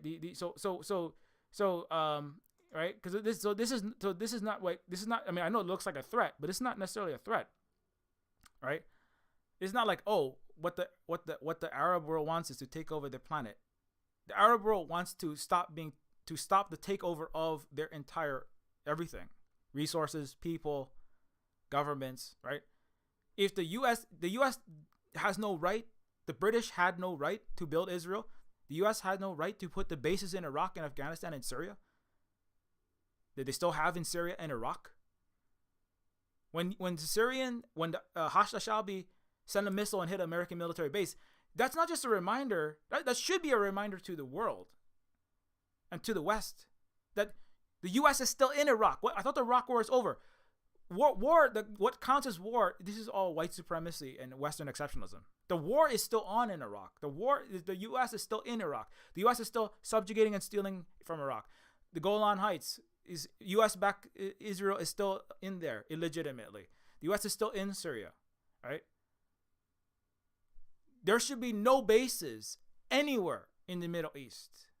There should be no interference. There should be no money flowing to buy off governments, to bribe and to support right-wing ISIS and all kind of horrible destabilizing entities. All of that is war. All of that is war. The West is always at war with everyone, even their own populations a lot of the time. So they started the fire, and now their paper tiger ass is burning.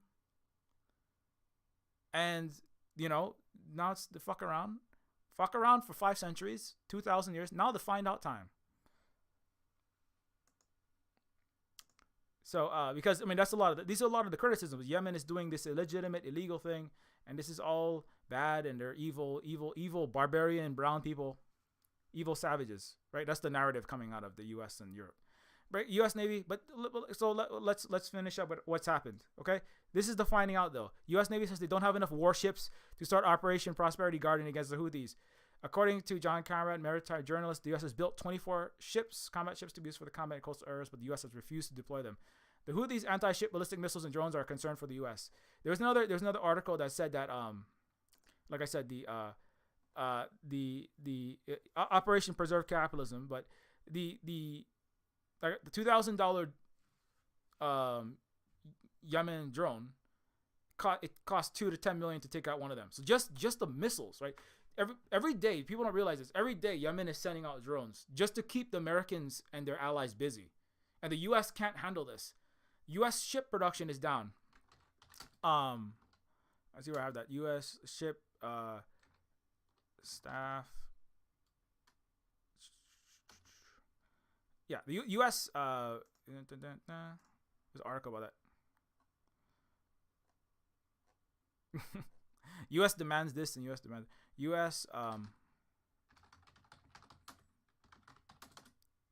Yeah, there is a Navy-wide sailor shortage. So the U.S. military, just on the more on the ways it's a paper tiger.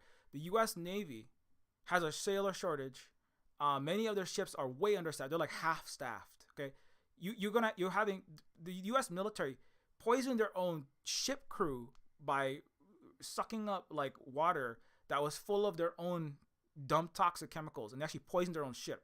Because, well, number one, the U.S. Navy is they're like sardine cans for COVID that they let spread, and there was a policy of don't ask, don't tell. Everyone just got 25 rounds of COVID, and there was mass disabling and taking out of the crew just by COVID, especially in the beginning. And one of the officers on one of the naval ships requested to dock and to get medical assistance from a hospital, and the U.S. military fired him, right? So part of this is the U.S. military biowarfared itself. Also, the U.S.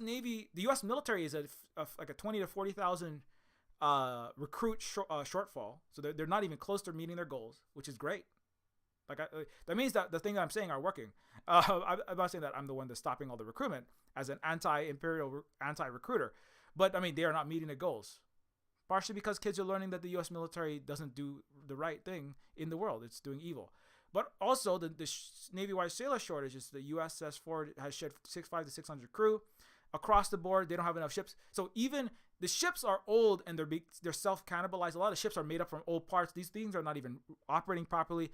The people that are working on the ships are undertrained, right? These young kids are coming straight out. Like they're like maltrained, like the Ukrainians that are, take a 3 weeks of training to here's a HIMARS.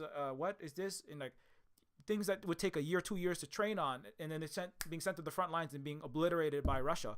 The U.S. Navy is like undertraining its crew. It's understaffing. The ships are making mistakes. The pilots of the aircraft on their naval ships are making mistakes. The ships are old and outdated. These are like show ponies. The U.S. is like flaunting. Oh, look, let's all have a big RIMPAC event where we have like 56 aircraft carriers in this this beautiful little line. Look at the great American military supremacy. These things get out. These things will all be dead in the water 2 days into any military confrontation with Iran, even with Yemen, and the U.S. military has even said that all of these ships are sitting ducks for all of these missiles. The Chinese have a Taipodong missile that's even more advanced now. The Iranians have their own missile that's perfectly capable of taking any of the U.S. ships down, and so the U.S. is very afraid. It's so bad, right? Generally, the U.S. military doesn't make public pronouncements of its weakness, right? This is part of why they didn't talk about the COVID that was all over the U.S. military ships, because they didn't want to seem weak, right? I mean, it would be smart to at least take care of your goddamn military crew, but half the military crew are anti-vax, wingnuts, and So, but that's the U.S. screwing, that's the West brainworms eating itself. But the fact that the U.S. admitted that they are scared of the poorest Arab country, Yemen's anti-ship ballistic missiles, tells you everything that's important. Yemen is they are very strong and very moral, and they're very, they're like actual human rights enforcers in the world, right? They're very serious, and they're very committed to the just causes that they face. But they're the poorest country, right? Iran is much richer, much more powerful ultimately, right? There are other more powerful countries out there, right? That also have ballistic. So if the United States is afraid of these anti-ship ballistic missiles, the U.S. military is nothing. It's a failure. Every U.S. military base around the world, the 800 around the world in most countries on the earth, every one of them is very vulnerable. So this is what we have to thank Yemen. We have to thank Yemen because what Yemen has revealed that other countries were afraid.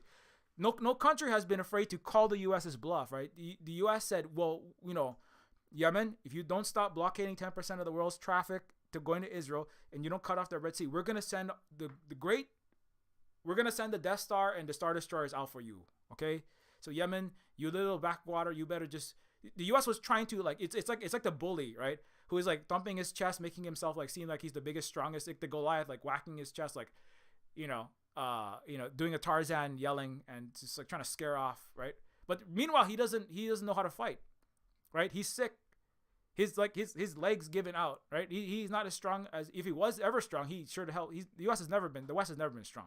They're only good at killing children, right? Just like Thomas Jefferson and Andrew Jackson. They're good at slitting the throats of defenseless people. Not so good at fighting the Plains Indians and the Comanches, and they're not so good at that. They're not actually the Vietnamese. They're not so good at that. They can't even beat the goat herders in Afghanistan.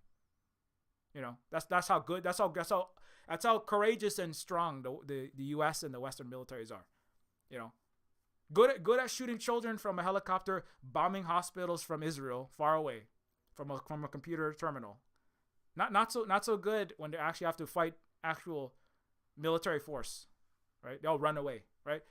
And so Yemen said, well, we will take all of you on, and the U.S. has turned its ass like this. In the upper right corner, this is a picture of the United States declaring Operation Prosperity Guardian has failed. Spain, the great conquistadors, right? Let me go back to my previous one. So the great conquistadors. The U.S. is asking Switzerland to waive the Geneva Convention for the Israel-Gaza conflict. So the U.S., what do you care about the Geneva Convention, right? The U.S. said The U.S. basically said they would bomb Switzerland if they ever tried to enforce actual, right, genocide laws and humanitarian laws on them. The U.S. has actual plans to do this for all of Europe. If any entity in Europe tries to enforce laws against human rights violations, chemical weapons, right, killing civilians against the U.S. The U.S. has plans to invade Europe and destroy them, right? But it's interesting that the U.S. is, maybe it's too embarrassing now. The U.S. is trying to get Switzerland to get rid of the Geneva Convention. This is amazing stuff. This is the collapse of the West. Whatever all the work that Tony Blinken and all of these, all of these New York Times bestsellers, right, writing about, what do we do with the crony capitalism and the human rights in the world, all this liberal hand wringing is trying to make the West look like they have some kind of moral qualms, and there's internal struggles for the soul of the West that has no soul. It's like fucking asking Shang Tsung to Shang Tsung struggling over soul. He's struggling over all the other prison house of souls that he's stolen from everyone else, right? But all that's falling apart because the U.S. is demanding the end of the Geneva Convention. That's amazing. That's awesome. The Geneva Convention is meaningless because the West doesn't have law. Karish is a subsection of the Leviathan gas field. Chevron holds a majority stake in the field. So now, it not only is Yemen, now the gas fields are being struck by Iraq. Just today, earlier today, there was a military vessel was hit in the Arabian Sea, possibly by Iran. So Iran's not afraid of the United States either. Yemen is just saying like, hey, everybody, let's not hold back. Let's attack. And now everybody's attacking the U.S. and the West. And the U.S. has nothing, right? The second that all those ships turned around, right? The second that the Americans and the Spanish and all their ships turned around and fled, right? France didn't send anything. Canada sent like three comedians. Like, I think he sent like Steven Crowder. I don't know the concept as a comedian. Like Jordan Peterson. They sent like 3 administrators. That's what it said, and no ships, right? The UK and France sent like 1 ship with no crew. Netherlands sent like it's like a joke. It's like a joke. It's like opium war. This is like opium war, as Vijay Prashad once said. Opium wars on acid, right? The U.S. said all of our friends were coming, and like half of them didn't show up. All the Arab countries are scared to be seen as part of it because they're all scared Yemen's gonna fuck them up, which they will. Yemen fuck up Saudi Arabia and UAE, all of these people, and then. Other than the U.S., nobody sent any actual crewed vessels. Britain sent like a dinghy. Like Britain put the Turf Island Queen J.K. Rowling onto her Majesty's sailboat. The last ship that Britain hasn't sunk with its austerity and lack of negligence of its infrastructure. And what you're gonna send Turf over there, Turf Queen, to what? Berate Yemen with strongly worded anti-trans language. What are you gonna do? What are you gonna do? Anyways.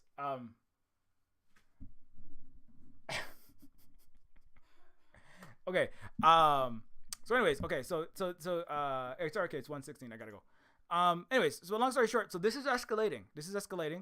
The Leviathan gas field had the potential to fuel Israel for 40 years. Oh, why did that port in Beirut blow up? Oh, that's because the U.S. wanted to blow up that port so that all of the oil in this vast quantities of, sweet black juice that Israel was going to be sucking out to power itself, that they wanted to stop Lebanon and stop all the neighbors from getting.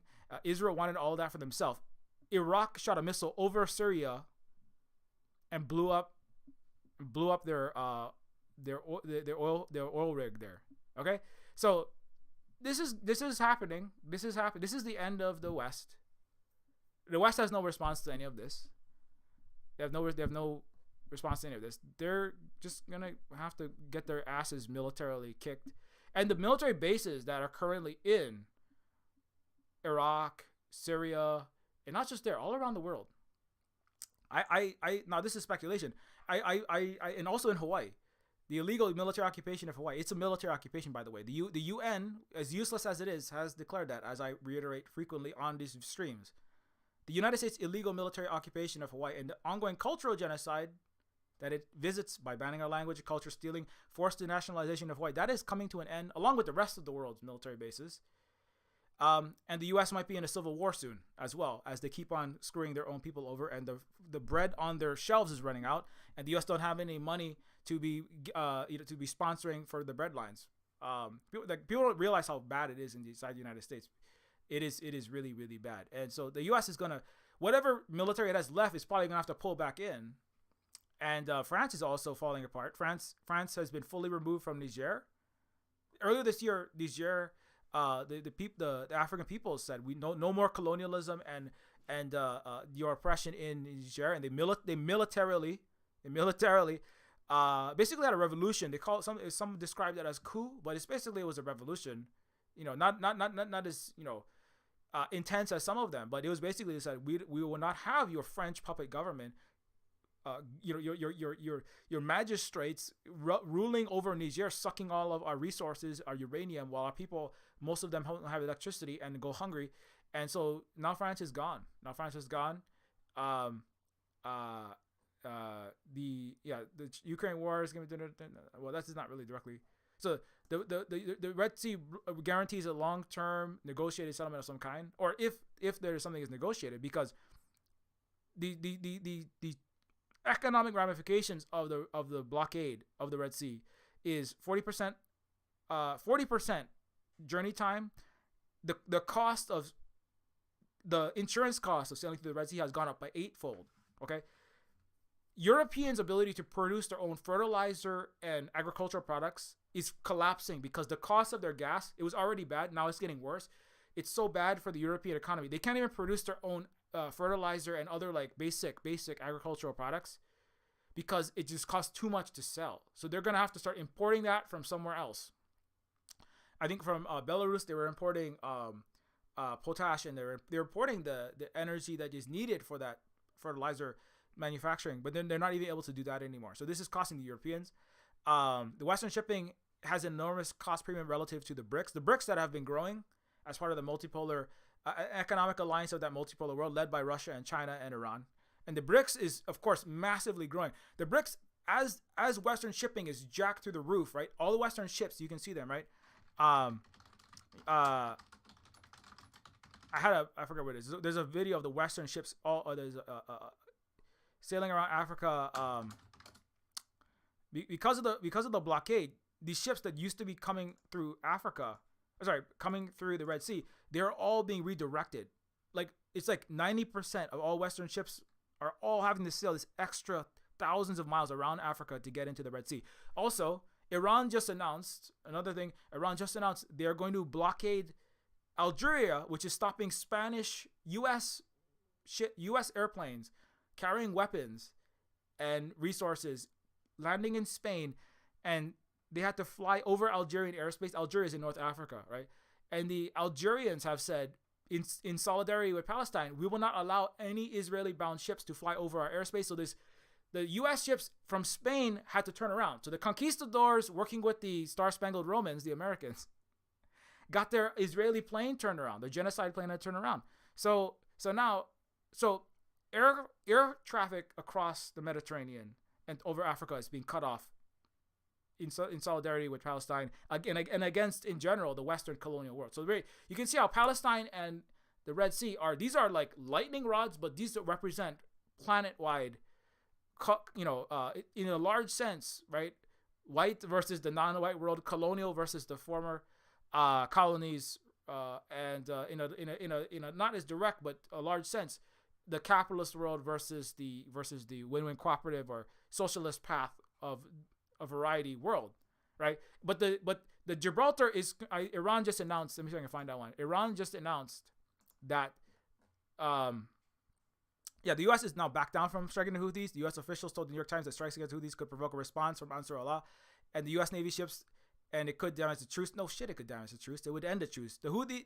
Yemen would set all of Saudi on fire and all of the global oil. You think your energy prices are bad now? If the Yemen set all of the UAE and Saudi Arabia on fire, all their oil fields, that's the end for whatever Western economy you thought you had, right? Get ready for there to be no gas in your car. You go to the pump in Texas and in Michigan, and like where'd the gas go, right? Because we're talking about unprecedented, like 1970 style or unprecedented spikes in the energy. And energy is where everything comes through. All the economics, all your products, everything you buy on what makes your Amazon products arrive and your everything in Walmart, that all takes energy, and most of that's coming through oil. So if Yemen is not afraid and they have the ability to set all of the oil on fire, and also on top of the blockade, right? And the West has no answer to that. The United States is dying. It has no position. It has no economic might. It has no military might. It's rotten. It's termite eaten. Yemen just kicked in it's like a giant rotten log that's like only got a paper thin sheen of bark on it. And Yemen just kicked that log in, and everybody can see, oh, it's all termites in there. And so is all of Europe. There are 150 tanks, I think, in Britain. That's all they have. Germany could last 2 days in a struggle against Russia. All of Europe is now fretting because they're worried that Russia is going to basically rip through all of Europe straight into the UK. The Russians could. Like military analysts have said, like if Russians wanted to, Europe has nothing. They've thrown it all at Ukraine, whatever they had, and what they have is rusted, broken, and no Europeans want to fight. The Europeans will all be like getting on planes to fly to America. Probably, I mean, I don't know what the hell they're gonna do. Like Israelis all getting on planes. Oh my God, I can't fight. These are spoiled little babies, right? Little diaper babies, just like the Israelis in their tanks pissing in their Pampers. As Hamas said, Israel is, these are not men that we're fighting. These are babies in their diapers, Pampers specifically. So all the Pampers that were coming to supply the Golani so-called A-team, that were coming through the Red Sea, they don't have any more Pampers. So the Israelis are pissing in, I don't know what, the McDonald's wrappers, the McDonald's napkins. Have a piss flavored McFlurry. I guess that's what because McDonald's loves genocide. So anyways, this is and supports it by giving millions to Israel. The U.S. Navy admitted it didn't have the ships for the mission. Then France, Italy, and Spain. So all the OG colonizers, right? The pea soup colonizer France, Holy Roman Empire, Italy, Conquistador, Columbus, poured the boiling soap down the indigenous people's throat. Spain, they all withdrew from the coalition, right? Former base Muslim country turned European barbarian hellhole Spain. They all withdrew. Israel is moving towards a total naval blockade on all sides. This is Gibraltar. This is the Suez Canal, right? Nothing is going to get by sea traffic into Israel soon. Nothing is going to be flying. If this goes forward, which is likely, if Iran and, which works with Algeria, now Morocco is a client state of the West in the U.S., but if Algeria goes in and says, well, we're blockading that strait, nothing, 20% of world trade goes through apparently the Strait of Gibraltar. So much of what Europe needs and all of that region is needs, and on top of course Israel needs, there is nothing that's going to be getting into Israel at that point. So the thing is, so it's really like, this is now this is of course scary if you're a white person, if you're a European, if you're Israeli, you should be scared shitless. What you should do is, instead of thinking like, how am I going to ignore people of color? How am I going to ignore Africa, Asia, and Latin America? How am I going to not listen? Instead of figuring out the strategy to double down on white supremacy and colonialism, instead of trying to figure out how you're going to fight, you can't win. You can't win. You don't have the military to do shit. You've deindustrialized yourself. All your products are made in fucking China, which you need. Now, your Chinese goods that you need to even turn on your television, all the semiconductors, all the chips, and all of your, all the chips and all of the things in your Walmart, all the products that you need, that you're sending to Vietnam and then to Mexico and marking them up like an idiot so that you can pretend like you're not buying Chinese products, right? The more that you be belligerent and don't listen to the global South and the global majority and the axis of resistance, the worse this is going to get. So this is called unwashed ass barbarians. It's time to surrender. I don't mean military. We got to put the guns down and just do whatever the Arab world says, or what the global majority says. It's time to stop supporting genocide in Israel at the bare minimum. Right? Just get over this idea that you can rule the world. That's done. It's time to actually concretely make the reparations. I mean, I'm not talking to any specific individual, you have to fly to Israel and stop Israelis from, obviously you can't do that, but you can do direct actions. You can do online actions. You can call out the organizations you work for, the universities, the government, the business, the NGO. Right? All of this helps. Obviously, sharing all this information helps, right? But the more it's really for even for your self-preservation, but really you should do it because it's the right thing. Like the Yemen stops genocide because it's the right thing. But even if that doesn't work, because the Westernness is so deeply internalized, you only care about yourself. Even for your self-preservation, now is the time to more seriously be looking at and learning about the actual history of the world and the present and the economic and political struggles, because the West, the rest of, and this is, I mean, as a native Hawaiian, like, I don't want to see Hawaii set on fire either, but the reality is that the U.S. military's time, left in Hawaii is limited. The U.S. military had to defuel Red Hill. I think partially to defuel Red Hill because the U.S. can't maintain, even if they wanted to, the Red Hill installation. And the U.S. puppet government in Hawaii is not going to be getting the resources that it has been getting. So that's part of why, there's a lot of things we have to do, right? So obviously there's a word, the juche, and there's self-sufficiency, and there's like circular economics. That's the thing. In Hawaii, we have circular economics, we have ahupua'a system. Iran has their own internal, economic structures to deal with the instability. We're entering a period of obviously great instability, but this is the instability and the violence that is breaking out. This is the immune system of humanity reacting against the illness. This is like when you get a fever, it's your body's trying to push out the invading virus, right? So this is, and you start sneezing to rid yourself of the mucus, the virus particles, whether the COVID or colds or whatever else, influenza. You're trying to rid yourself, the violent sneezing and the hot temperatures and the chills and all of that, a lot of the symptoms that you feel is your body actually resisting and trying to fight the illness. So now, of course, the racist colonialist West is the illness. Like I said last time, it's a sick place, not the only place, but it's the sickest core viral load, let's say, of humanity. And so it's going to be very, there's going to be some chaos, and it's not chaos. There's going to be some quote unquote violent changes and economic changes. But the answer is, and even Richard Wolff, who is a Marxist American economist, and he's a white man, it's amazing. As he has even said, like, what the U.S. has to do right now is get out of denial that the empire is over. What the West has to do is get out of the quixotic resistance to the truth, which is that the period where this tiny global minority of the Euro world dominated everyone else, that's over. Because if you don't get past that, you're going to make these most enormous mistakes that will cost yourself, right? The mistakes, like, this is for the European and the American and the Western good, right? The mistakes that the U.S. and the Europeans and the Canadians make now because they fail to understand the end of colonialism, the end of imperialism, the end of white supremacy that is rapidly approaching, right? Those will impact, like the belief that the proxy war pushed by the West would help them, that is completely backfired. Any mistakes that Europe and the United States and the West and the white world makes will hurt them immensely and more than it's going to hurt the global South, right?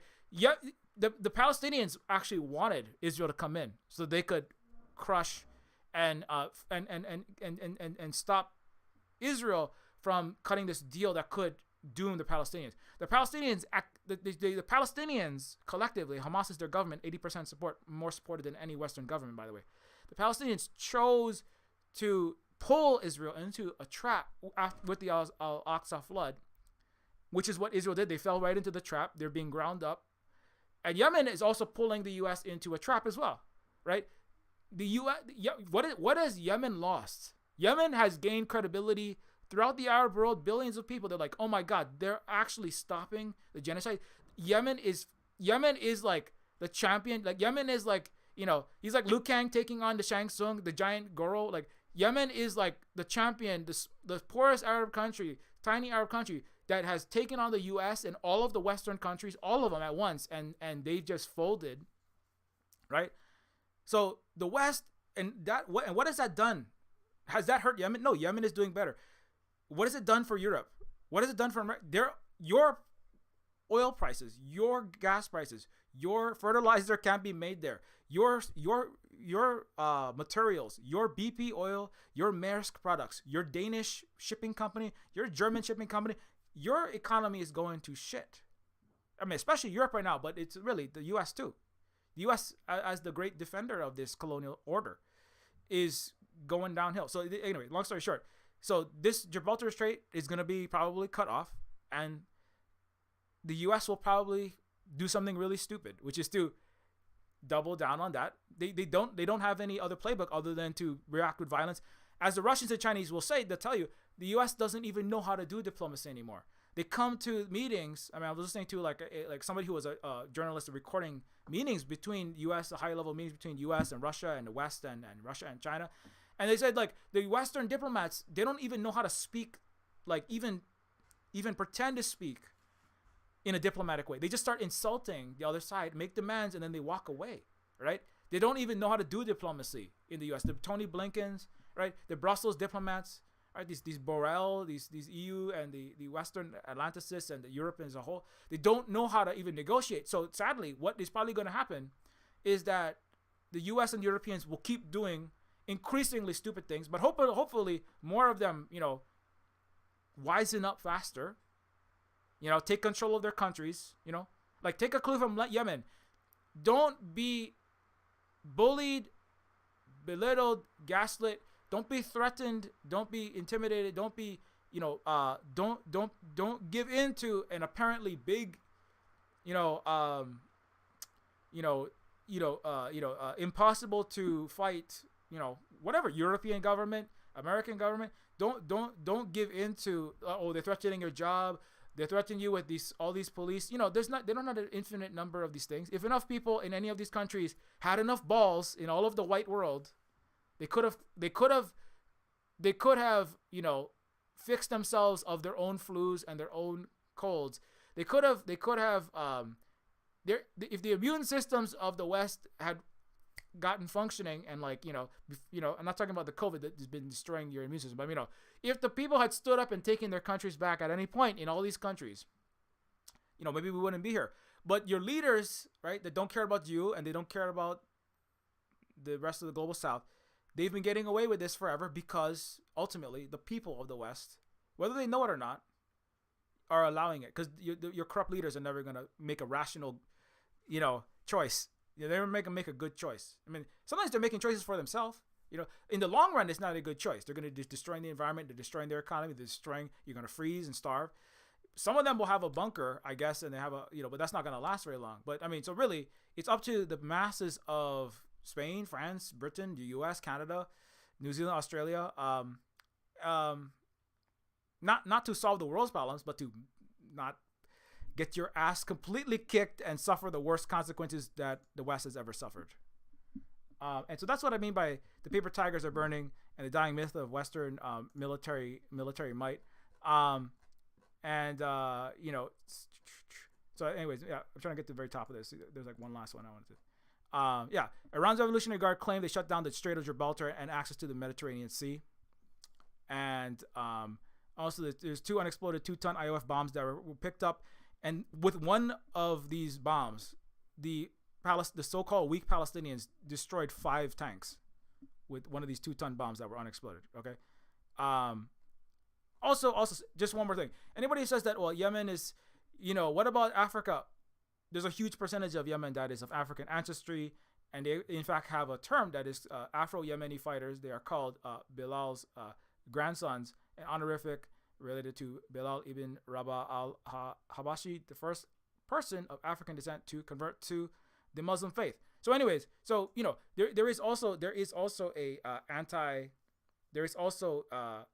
anti-racist component as well to the Yemen struggle, and many of them are in the Socialist Party. Actually, I think it's a good 50% or majority of Yemen is of a communist bent. It's very similar to Vietnam. Anyways, so that's it. Paper tigers.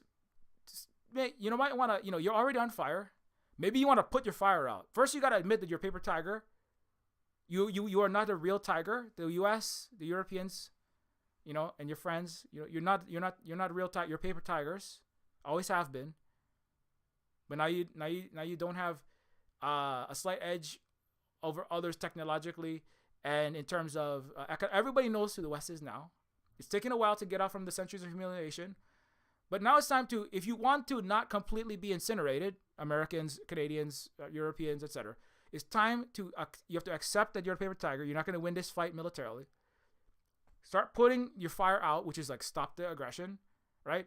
And then and then and try to take back your paper tiger countries from your unhinged paper oligarchs, you know, and then try to, you know, deal as equals with everyone else, because everyone else knows that you cannot militarily fight them and or to intimidate them into submission. So we thank Yemen for cluing everyone else into the fact that all the American and British and French and Spanish and Italian ships are all belong to us if we want them. So go get some ships. No, I'm just kidding.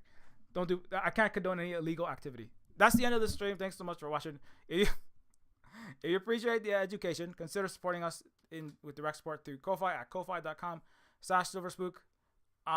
You can also support us at patreon.com at the patreon.com/Neofeud, and it is you can give us support and ongoing support through to keep doing land back, decolonial, anti-capitalist, anti-imperialist education, and as well as directly building our own circular Hawaiian Ahupua'a ecology and economy here at the Silver Spook Cooperative. And you can also, so thanks to this person who just, I try to shout out people who have just supported. So thanks to Peter Healy for the support. It is massively appreciated. And yeah, and when you become a Patreon member, you can also get access to the behind the scenes of what we're working on, all of the Silver Spook updates, like, you know, with the cooperative in terms of doing land back, ecological restoration with native plants and food and medicine, and also you get access to the Silver Spook Discord and the Silver Spook University, which is over 1,000 hours of all the content I've ever produced, categorized by topic. And soon I will actually be working with in a project called Civic Seed, which is a left counter to the PragerU that is apparently taking over the U.S. education system. So I'll at least be doing some kind of assistance in that project. So that's interesting. That should be fun. So you also support that. And also don't forget, you can get Neofeud, which is an anti-capitalist, anti-racist, anti-imperialist game that I produced. It is also a cyberpunk adventure game, a retro Monkey Island LucasArts Space Quest style game that is on sale for the next little bit. So don't forget to check that out. And if you liked it, don't forget you can leave even a very short review to help the game get discovered on Steam. Also, you can support us by getting the game on itch.io for Windows and for Mac and for Linux. You can get the whole Silver Spook bundle, which includes that, Decolonators, which I already talked about this stream, where you fight the capitalist colonizers in a historical game. Quick note: I'm considering making Decolonators Palestine, which would be Decolonitor, where you play a Palestinian fighter against the Israeli genocidal assault. And if anybody likes that idea, consider like you can leave a feedback or comment if you really want to see it. If a lot of people really want to see it, then I might actually go through with working on that right now or at some point. But it's and also I've been working in the Doom engine, so I figured out how to make Doom changes to the Doom game, and so I can like possibly do this as a 3D game where you pop out of the tunnels, like blow up Israeli tanks, you know, take out Israeli soldiers, snipe the genociders, and then pop back down in the tunnel. Stop the people who blew up Al Shifa Hospital. Anyways, but that's just an idea. So Decolonators, the possible Decolonators, Palestine liberation is a possible project. But the original Decolonators is where you play a Vietnamese communist anti-colonizer. You can also get Pigeon with Gun, where you play a pigeon with a gun. And of course, there's Woman, which is a book by Holly, which is about being raised in right-wing evangelical Protestant Christianity and critiquing this. These, as I said, there's not really any Christians. Nobody actually follows Jesus' actual teachings in the West. So, but the Protestant Christianity, the last Christians were all killed in Palestine when Israel blew up the church there. And it's not meant to be a historical retelling, but a work of fiction that lends. And so Holly wrote a book that is about critiquing this Western Christianity, Western so-called Christianity. You can also follow at Silver Spook Games at Octanon.social, at Silver Spook Games at Mastodon.social. On Twitter, at Silver Spook Guy, and us at Silver Spook Games for the games related stuff. And you can also follow Terminus C. Terminus C is cyberpunk RPG that I'm the content director and lead writer of. That is set in the universe of Terminus and Neofeud. And also you can follow Holly. Holly at the Tech Fairy is of course a partner, producer, and manager with Kate Nix TV, or partner with myself and wife here. Oh, also happy anniversary to us. We just recently had our anniversary, so